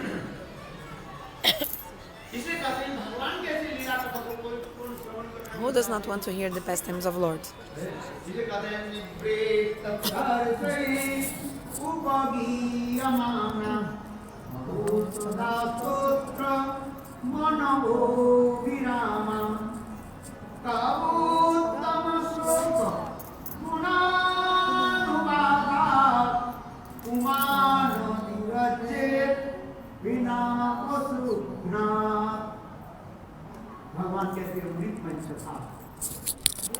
Who does not want to hear the nectarian hari-katha of Bhagavan? Who doesn't want to hear it? Who is not chanting the names of Bhagavan? Who doesn't chant the names of Bhagavan? Tell me. The sinners. They can never chant the names of Bhagavan. The holy names will not come in their mouth. You can see in the time of the death. The sinner persons, they'll never be able to chant holy names. They can speak everything about so many things. But even 2 syllables, Ram, Krishna, they will not speak. Oh, I cannot speak that much. They will say, oh my father, tell the name of Ram. The name of your son is Ram. Who is this? My father. Like the father cannot say the name of the son, but if there is another son nearby, what is the name of this son? If the name of the son is Haku, Daku, Chaku, the name of that son is... So the name of Ram, the father cannot say. But he can say the name of the other sons, which, if like completely terrible materialistic names, he can say. But name, auspicious name of God, he cannot say. Because the scriptures explain 400 lives, those who worship Vasudeva Bhagavan, they are able to chant holy names. Bhagavan says 100 lives. For 100 lives, those who have worshipped Vasudeva Bhagavan, holy names come in their mouth.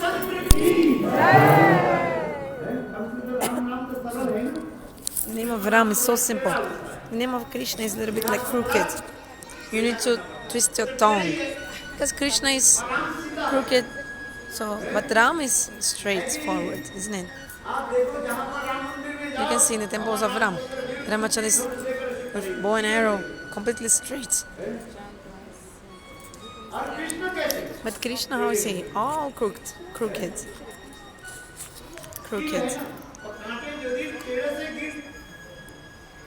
If there is a thorn in your feet, it's very hard to take that thorn out of your foot.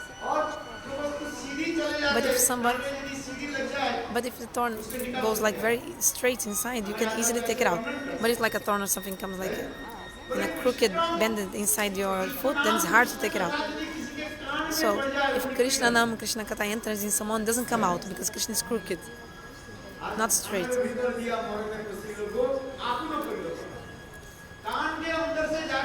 Enters inside your ears and stays in your heart. It's like a thorn is there, not come out. Krishna, because Krishna is crooked. So the name of Krishna Katha, if it enters in the ears of someone, it will not come out. This is true.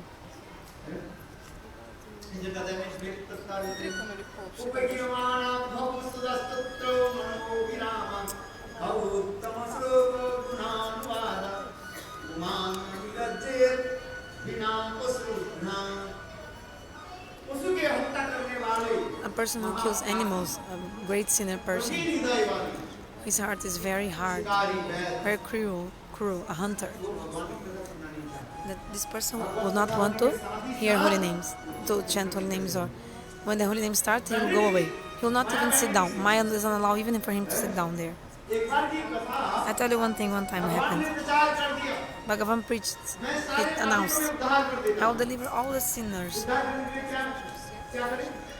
I'll deliver them, and everybody can listen Bhagavad-Katha and they'll deliver, everyone.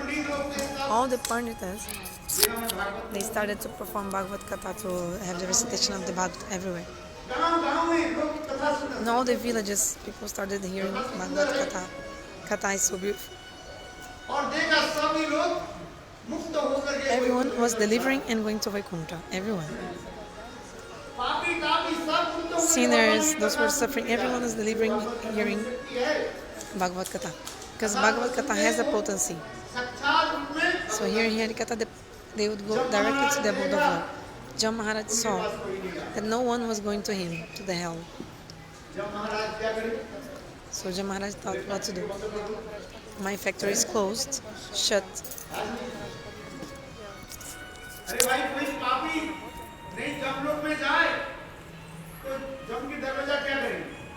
So if a sinner person, if no sinner person is going to hell, the persons who work in hell, what they'll do? Nothing to do. So Jamaraj was worried. You know, the Pantas are giving Hari-Katha everywhere, in all the villages, everyone is delivering. No one is coming to the hell, Jamaloka. Then the 4 daughters of Jam Maharaj came and told Father, what happened? Why are you so worried? What can I tell you? Bhagavan announced. The daughters of Jam Maharaj asked him, why are you so worried? He said, God announced that everybody listen to Hari-Katha and will go to Vaikuntha. And they're doing this now on earth, so no one is coming to hell. Jam Maharaj told. 4 daughters told, don't worry, Father. You'll figure it out. When the Bhagavad-Katha will take place, we'll go there also. The 4 daughters told, yes. What will you do? Will not allow anyone to hear the Hari-Katha. Will not allow them. How? One name is Junjumani. So starts the Hari-Katha, you feel like possessed.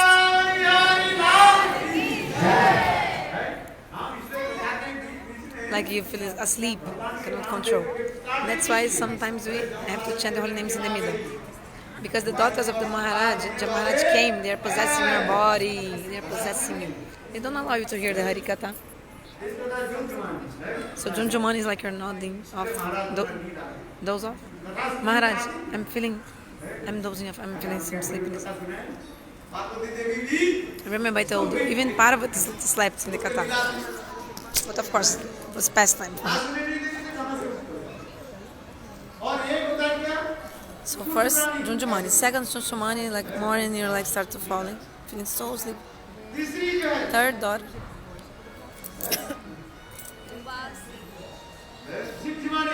Oh yeah, Junjumani. Oh yeah, sometimes like dozing off, a little bit falling asleep. Anyway, the 4th will make you sleep completely.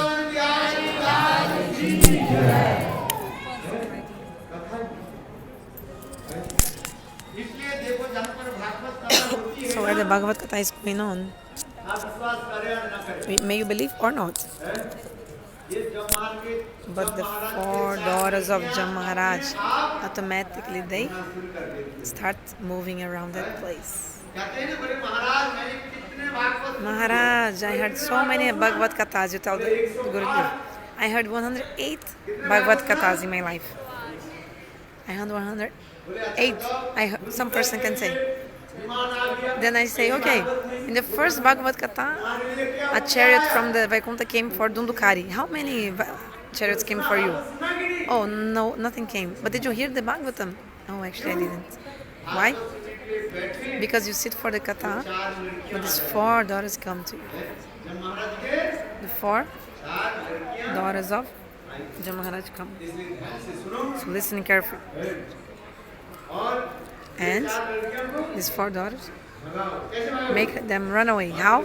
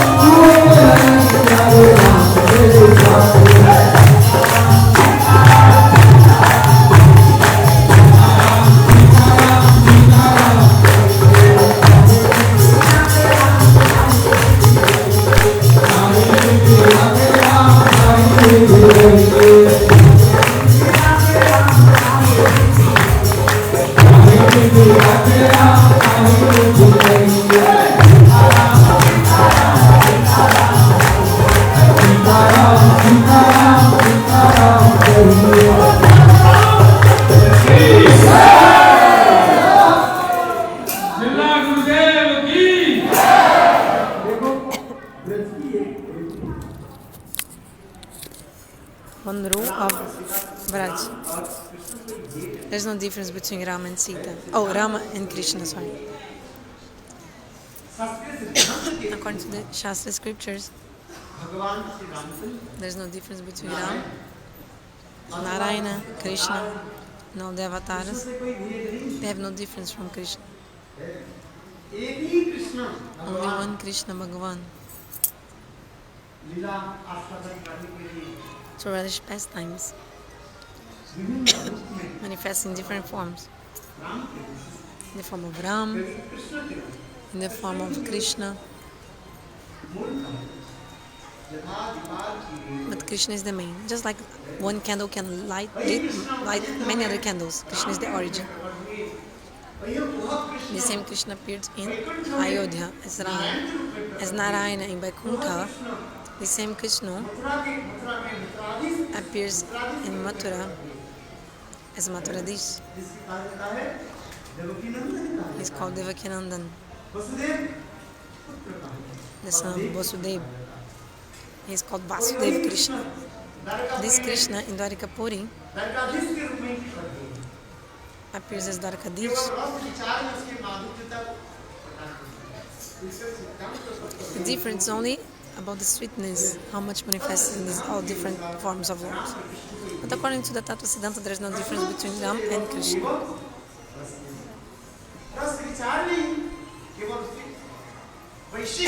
We just see some speciality in the rasas, in the mellows of the different forms of words. Actually, it's an offense to see difference in forms of God. Those who say Krishna is one God, Swayam Bhagavan, and Ram is another God, separate, this is offense.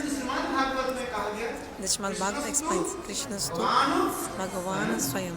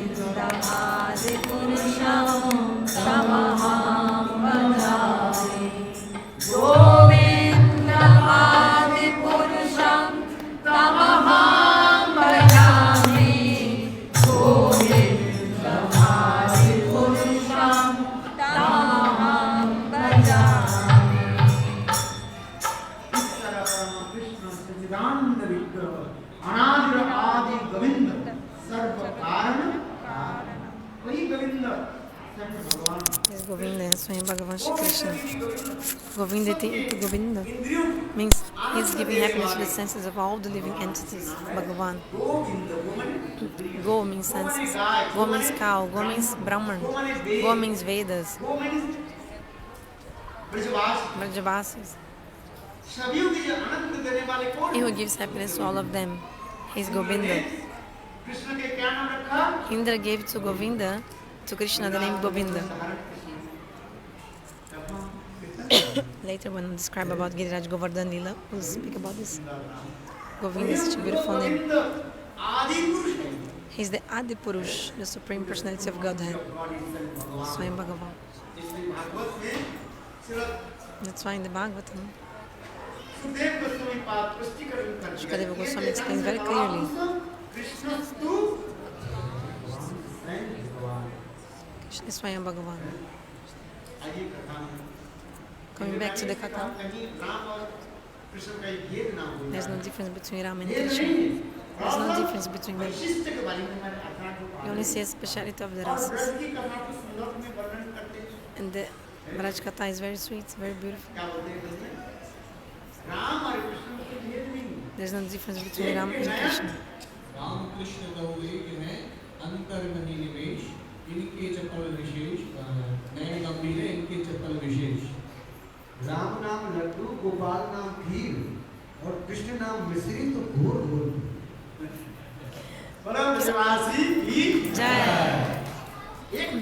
Many verses saying that actually like Radha, Krishna and Rama are like same. Just one has eyes very serious, Ramacandra. Sri Rama has serious eyes and Krishna has restless eyes. Shri Krishna. Jai! Jai!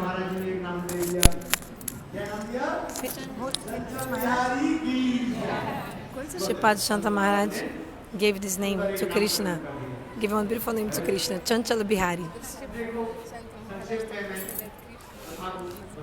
Anyway, I'm telling the katha in brief. In Surasena Pradesh, Mathura at that time was called Surasena Pradesh. So the king of that area was Ugrasen. Ugrasen had one son called Kams. But actually, Kams was not biological son of Ugrasen.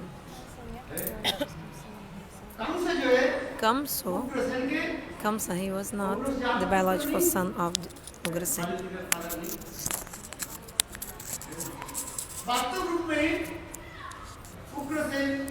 Actually, Ugrasen after getting married,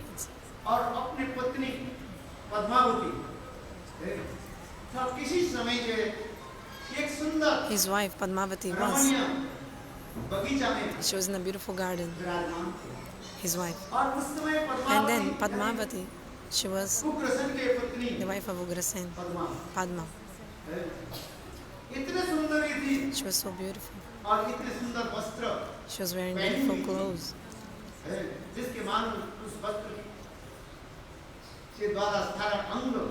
So her body was like shining and very beautiful because of those clothes she was dressing. So one time one demon called Drumil Daita, he was going and he saw the beauty of Padma and he became full of lust, desires. Then by the power of his yoga, Drumil Daita manifesting the form of Ugrasen met him, and then Kamsa was born from this union. So Kamsa was a very evil, vicious, low, evil person. So he used to associate with the demons. Actually, one person, how to understand how the person is? How is the company the person is keeping? With whom this person associates with? Shastra explains. According to the kind of association, that person will have these qualities of that same person that he's keeping the company. So Kamsa, first of all, he was the son of the semen of a demon. Second point, he used to associate with the demons. All the demons, he used to associate with all of them. Kamsa had also many mystic powers, like Anima and Lagim. So what I want to say is that how is someone, for example? First you have to see the person is hanging out with whom, associating with whom. By this analysis, you can see how the person is. For example, the thieves associate with thieves. Sadhus associate with sadhus. This is true. So Kams, he was very evil, vicious, very low, evil person. I'm telling brief. But Kamsa, he arranged for the wedding of Devaki.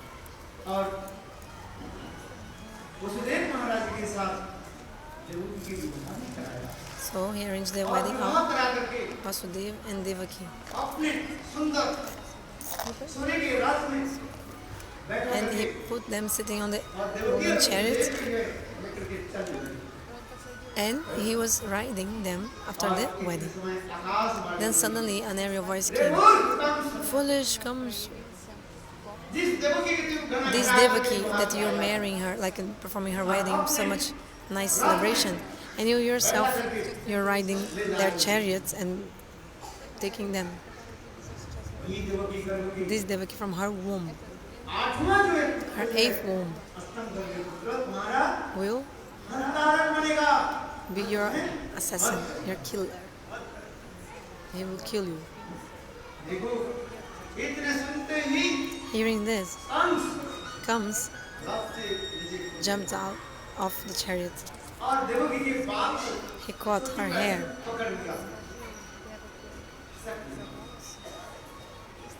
and took his sword.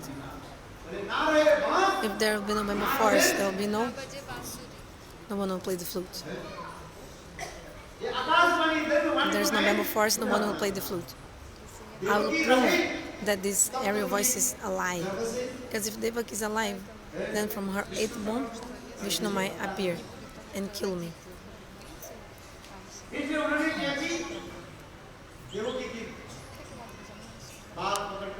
That's why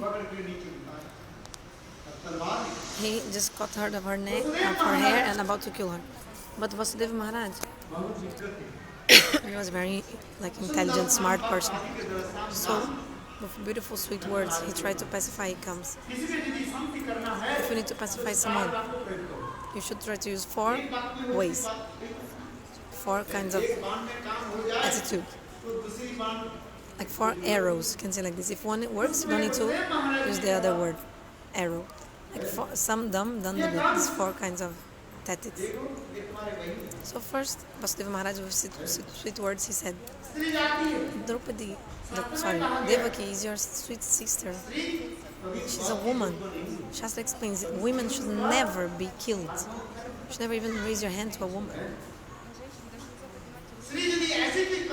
Even if a woman does bad things, still, you should never kill a woman. Another point, you are so big, like a high personality, you have so much knowledge, very powerful warrior. If you kill your own sister, you will be completely... People telling the assembly of the heroes, of the warriors, comes so they'll ridicule you, how to say, they'll ridicule you. They'll say, you are so low, how come you killed your own sister?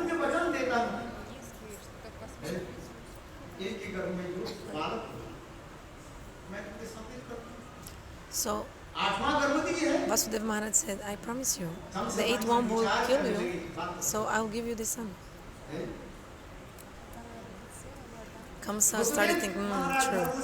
Because Vasudeva Maharaj is very honest, religious. Whatever he says is true. He will never lie. He's a sadhu. The sadhus never lie. So Kamsa again brought them back to the chariot, but arrested them, arrested Devaki and Vasudeva.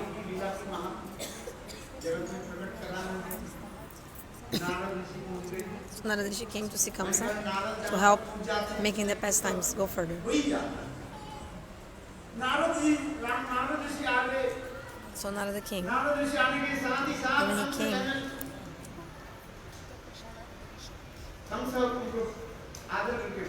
Kamsa put him to sitting with so much honor.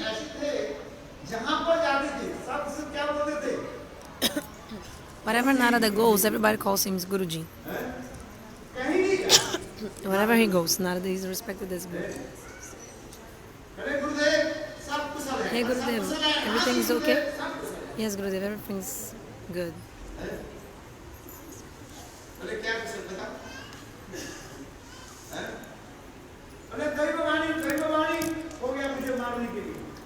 Oh, then Kamsa said, yes, there was an aerial voice saying that I would die, but I proved that wrong. The aerial voice said that I would die by the 8th womb of Devaki. But Vasudeva said he will give me the baby. Narada said, okay, but tell me one thing.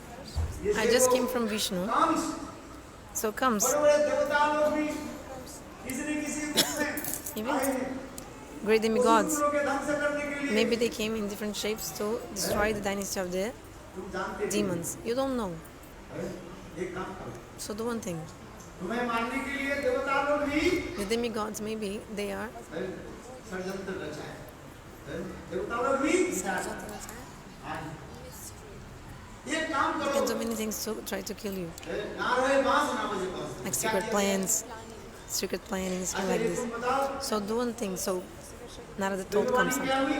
आठवां गर्भ में The area of voice said that the eighth one will kill you. आठवां कौन सा है? But what is the eighth son? आप cycle के spoke है ना? You know the spokes or the spikes of the cycle, the wheel of the cycle. कौन सा पहला है? Which of the iron sticks is the first one? Or for example, which day comes first, Monday or Sunday? पहले रविवार है, पहले सोमवार है। देखो ना आप किसी कैलेंडर में देखोगे You can see in some calendars the week starts by Monday, some by रविवार Sunday. किसी कैलेंडर में सोमवार से ऐसे क्यों? Or you can also count 1, 2, 3, 4, 5, 6, 7, 8. चार लाडू आठ If you put 8 laddus in a cycle shape, कौन सा पहला है? which one is the first? In a circle shape, you put 8 sweets, 8 laddus. How to know which one is the first? Then comes a said, oh Gurudev, you opened my eyes. I was in the ignorance. Agenati Mirandasya Gurudeva.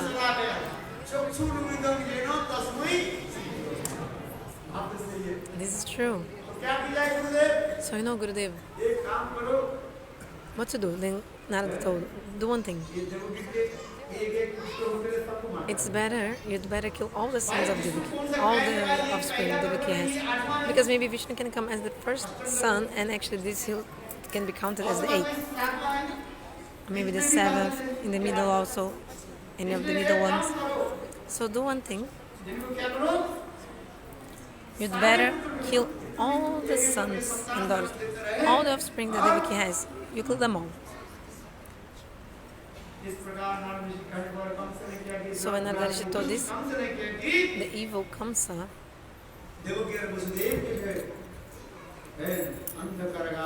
he put Devaki and Vasudeva in the dungeon, very dark prison. And also his own father Ugrasena was also arrested. Ugrasena opposed what Kamsa was doing, so Ugrasena was also put in the jail.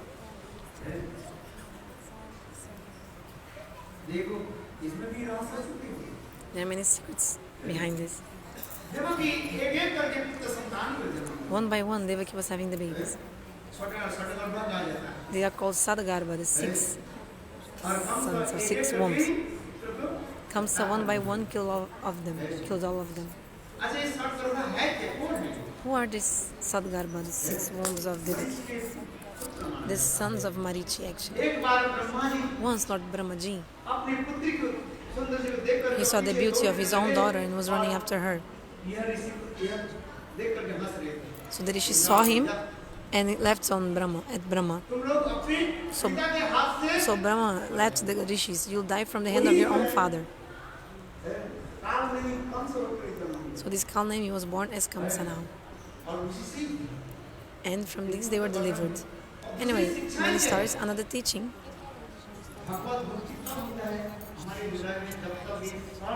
When you get bhakti, when the 6 enemies will be destroyed.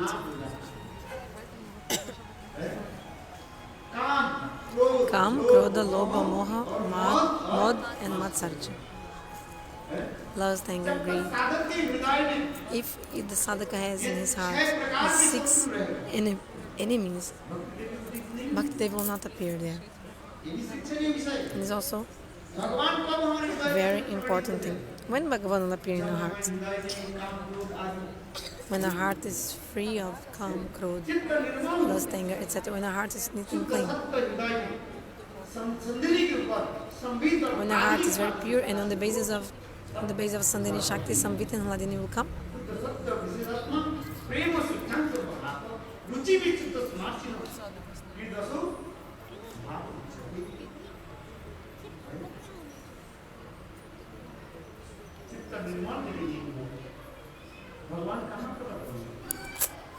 If your heart is not pure, how can you get Bhagavan?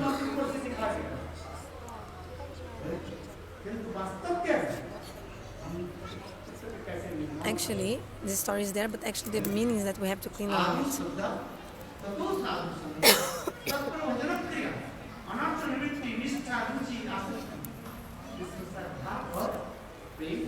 All the levels until you attain prema.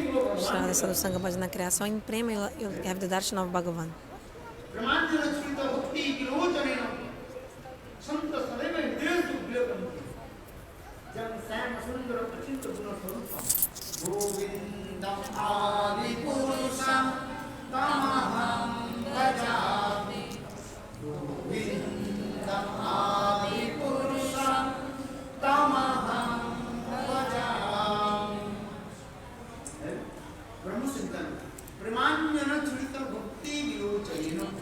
Brahma Samhita explains.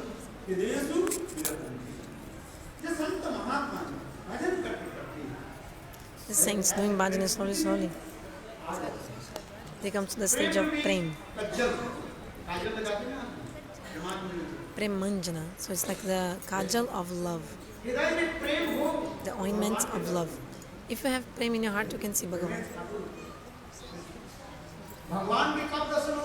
When will you see Bhagavan? When you have prem in your heart. Some people say, oh, Bhagavan gives me darshan.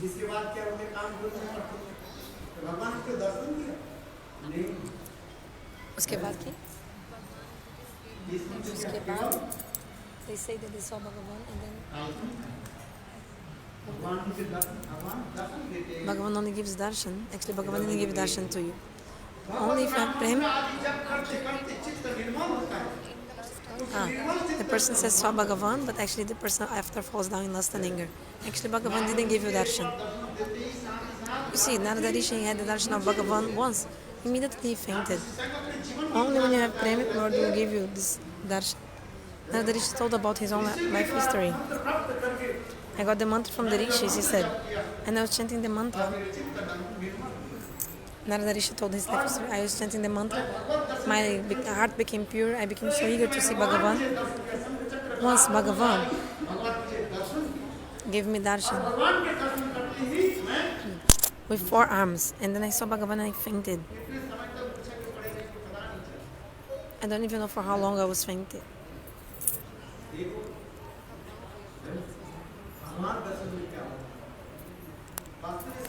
What happens if you see Bhagavan? This is true.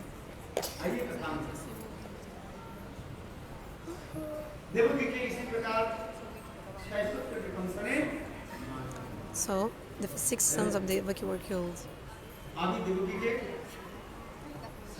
Now Devaki was pregnant of the 7th son. Who came as the 7th son of Devaki? Baladeva Prabhu himself came. Baladev, but Jogamai arranged that he was attracted from the womb of Devaki and he was established in the womb of Rohini. People told that Devaki had had a spontaneous abortion, miscarriage. But actually this didn't happen. What is the meaning?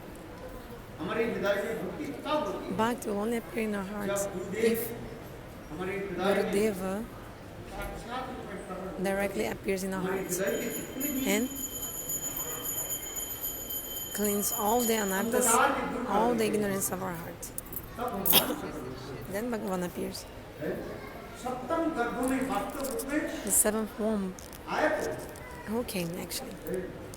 It was Baladev Prabhu. And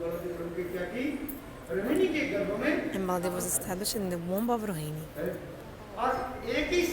So at once, Devaki and Rohini, they got pregnant at the same time. According to the Harivamsha Purana, all this is explained further, like in details. After that, Devaki was pregnant of the 8th son. It was Swayam Bhagavan that was about to appear. The 8th womb of Devaki. Swayam Bhagavan. When Kamsa would go to the prison, he would see Devaki. And he would be so afraid. Kamsa would become so frightened looking at her form. Because her body was so effulgent. She was shining so much. Seeing her, Kamsa would be afraid.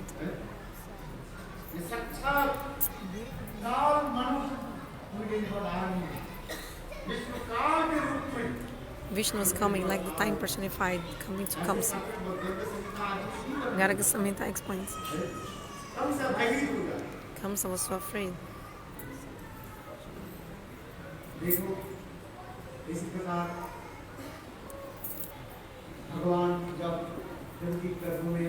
In this way, Bhagavan came into the womb of Devi.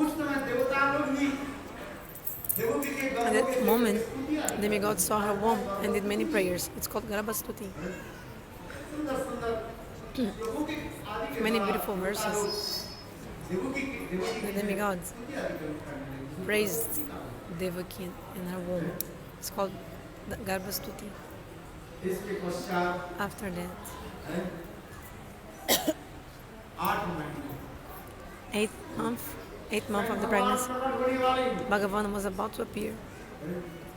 The time was Bhadramas, Bhadra, like August.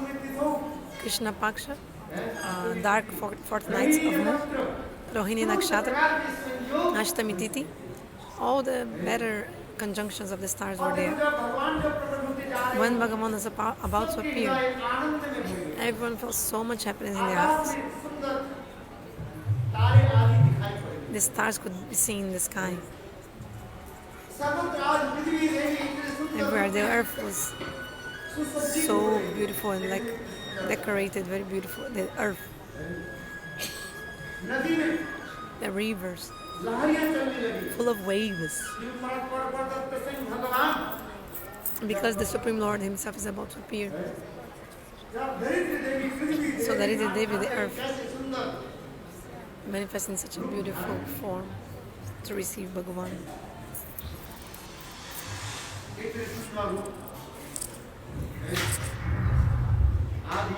Then it was midnight.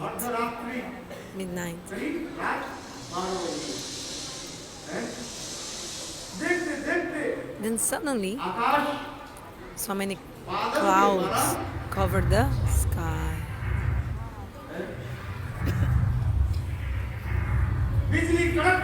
Then the storm started.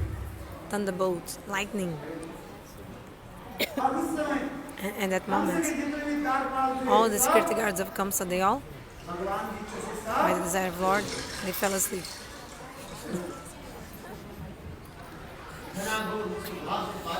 It was very dark night. It was raining so much. Bhagavan was about to appear in the jal of Kamsa. Swayam Bhagavan.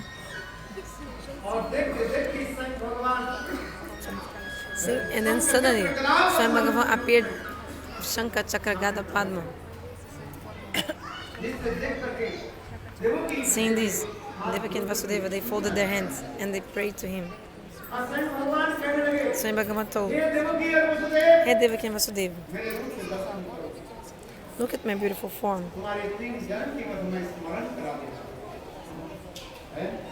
I was appeared for you in 3 lives. In Sata Yuga, you came as Krishna and Sutapa. And you did so many austerities to Narayana. In Sata Yuga, you came as Krishna and Sutapa. You performed the austerities to Narayana.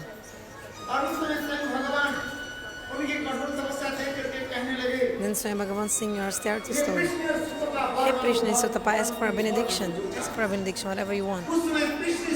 At that moment, Krishna and Sutapa told, hey Prabhu, if you want to give us a benediction, you want to have a son as like you. What do they ask for? You want to have a son as like you. Then Swayam Bhagavan said, a son like me? It's not possible. Why? I am unique and unparalleled, without a second. It's not possible someone like me. like someone as me.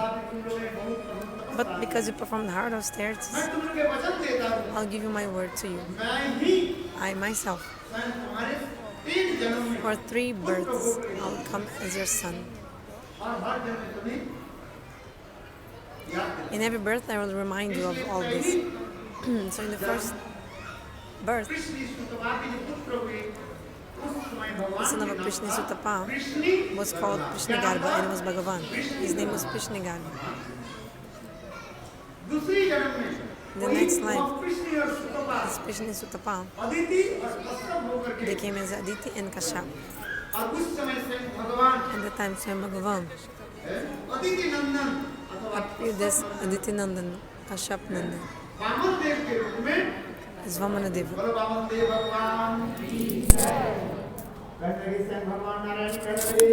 Swayam Bhagavan Narayana told, "Hey Devaki and Vasudeva, look at my form.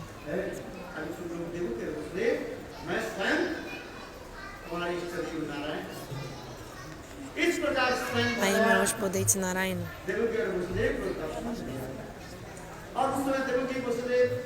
So Devaki Vasudeva had darshan of Bhagavan. Then they performed many prayers. "Prabhu, we are afraid that Kamsa might discover that you're here and maybe kill you. Please manifest as like a baby boy." Then Swayam Bhagavan appeared as a small baby. Then Swayam Bhagavan himself told, "Hey Vasudeva Maharaj, listen to me. Take me out of here, cross the Jamuna." The wife of Nanda Maharaj, Jashoda, is there, meet me there and bring her daughter here. The daughter of Jashoda, bring here and take me there. So Vasudeva Maharaj went. Shastra explains that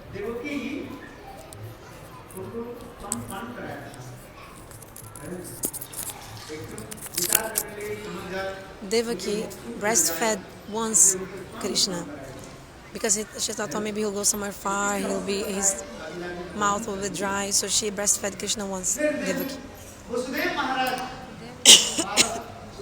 Then Vasudeva brought the baby. Something amazing.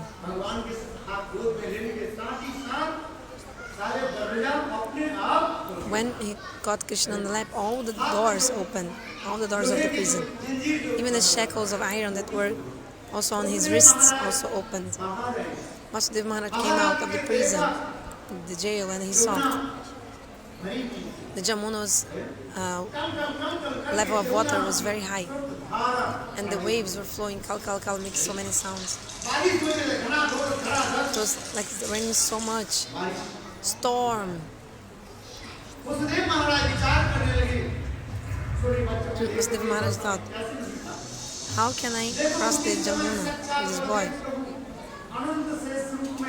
So Baldev Prabhu himself appeared as Ananta Shesh to protect Bhagavan from the rain.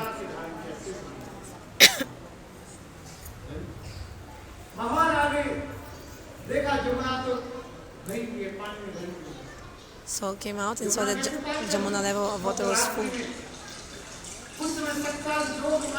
Then Jogamaya herself appeared as a jackal, I think in English, jackal, like a wolf, jackal, and showing the path. Like, oh, here is not the water is not deep. You can see the picture. But the Jamuna still, the Vasudeva was crossing, but the Jamuna level water was going up. Because Jamuna was thinking, oh, I want to touch the feet of Krishna. Oh, I want to touch the feet of my Prabhu. Then Vasudeva Maharaj, he was putting the baby more and more up above his head, trying to protect him from the waves of the Jamuna. Finally, Bhagavan thought, Jamuna, Krishna realized, Jamuna wants to touch my feet. That's why Bhagavan Krishna, baby Krishna, put his foot a little bit out.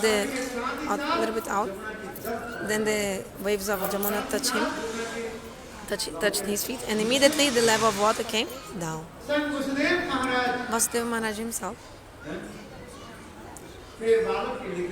brought the baby to Gokul. So there's also some secret hidden. Secret here. Actually, our acharyas explain. Mathura Dish Krishna, when he crossed the border of Mathura and Vrindavan, at that time Mathura Dish Krishna, who had appeared in the jail of Kamsa, disappeared, and Jashodanandan and Krishna appeared there. The time he crossed the border. But Vasudeva Maharaj didn't know about this. Vasudeva Maharaj brought that baby in the house of Nanda Maharaj, where Sita-devi had just given birth to the baby in one room.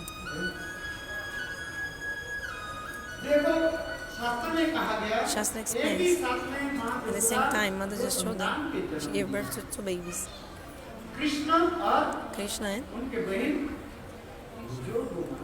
his sister Jogamaya. It's written the word Anuja.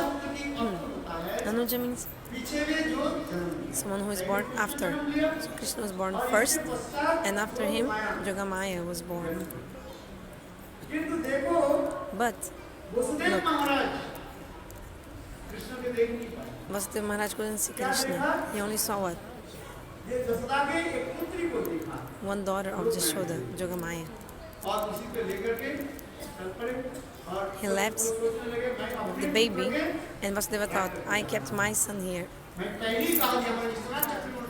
Remember, I told first, Vishwanath Chakravarti explains that actually Ma Jashoda, she gave birth to Krishna. So there is Janma Leela and Prakat Leela. Bhagavan can appear from anywhere. Like yesterday you saw, Nrsimhadeva appeared from where? From the pillar. Isn't it? So the pillar is the parents of Nrsimhadeva? No. Janma, birth, is when you take birth from the womb of a mother directly. And you are connected to the womb of that mother by an umbilical cord. So there's the cut of the umbilical cord also. Bhagavata explains.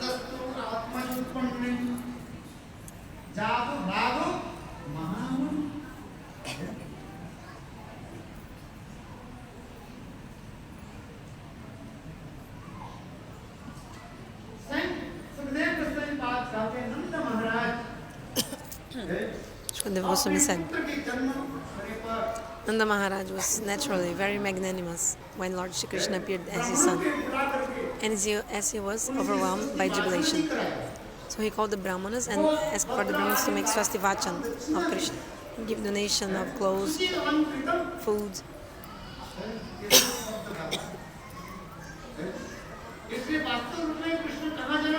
So actually Krishna was born where? In Gokul. In Nanda Gokul. Krishna was born there. But Krishna appeared where? In Mathura. But the Mathura Vasis, they don't want to accept this. They always say opposite. What do they say? Krishna was born in Gokul and was raised in Mathura. This is apasidanta. This is not correct. Krishna was born in Gokul. Sorry, they say that Krishna was born in Mathura and raised in Gokul. I spoke wrong. I'm sorry. So this is wrong. Gurudeva opposed this, saying Mathura Vasi say this. But actually Jashoda gave birth directly to Krishna.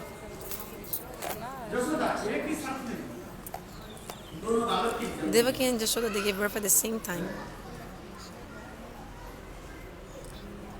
In Gokul, Mother Jashoda gave birth to Gopal.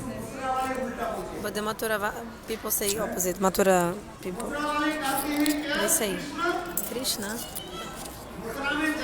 was born in Mathura and Mother Jashoda just raised him. This is wrong. It's not like this. So our Gurudeva in the Janmashtami, in the celebration of Krishna's Janmashtami, Gurudeva used to call all the great Panditas in Mathura temple. Gopalkrishna Prabhu, he knows. Gurudeva used to call. And Gurudeva used to tell, according to the Shastra, Manohar Lal Shastri and other people, give evidence from the scriptures. So Gurudeva used to say this verse, Nandastu Atmaja Utpane. Atmaja means son, directly someone who comes from your body.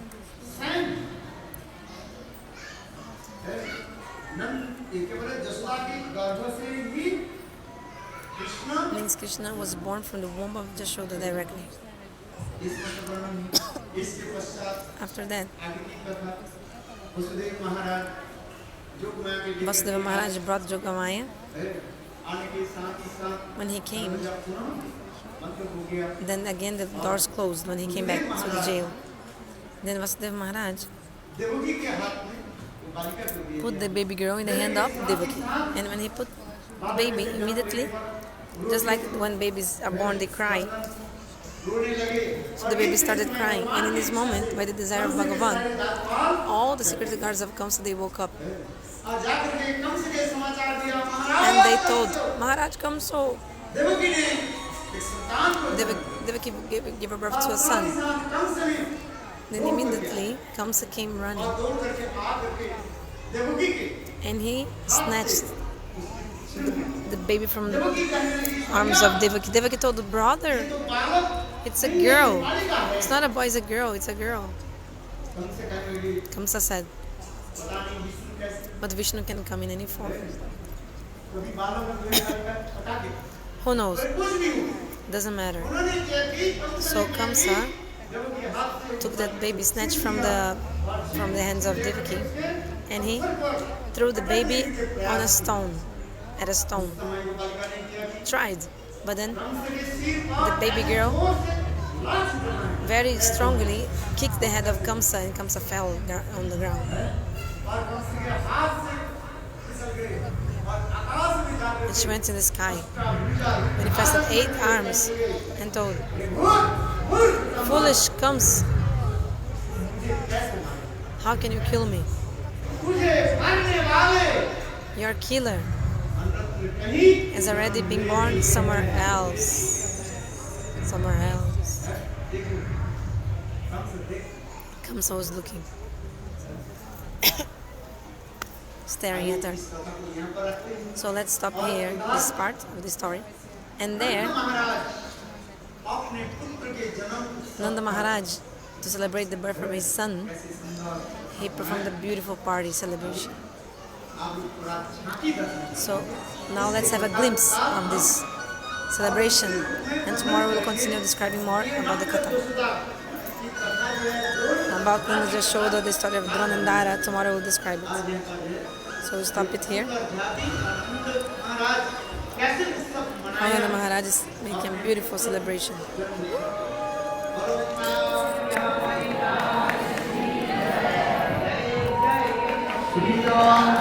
नंद बाबा बधाई हो, यशोदा मैया बधाई हो, गोकुल वालों बधाई हो। Please come to the Hindi live. I need to turn off.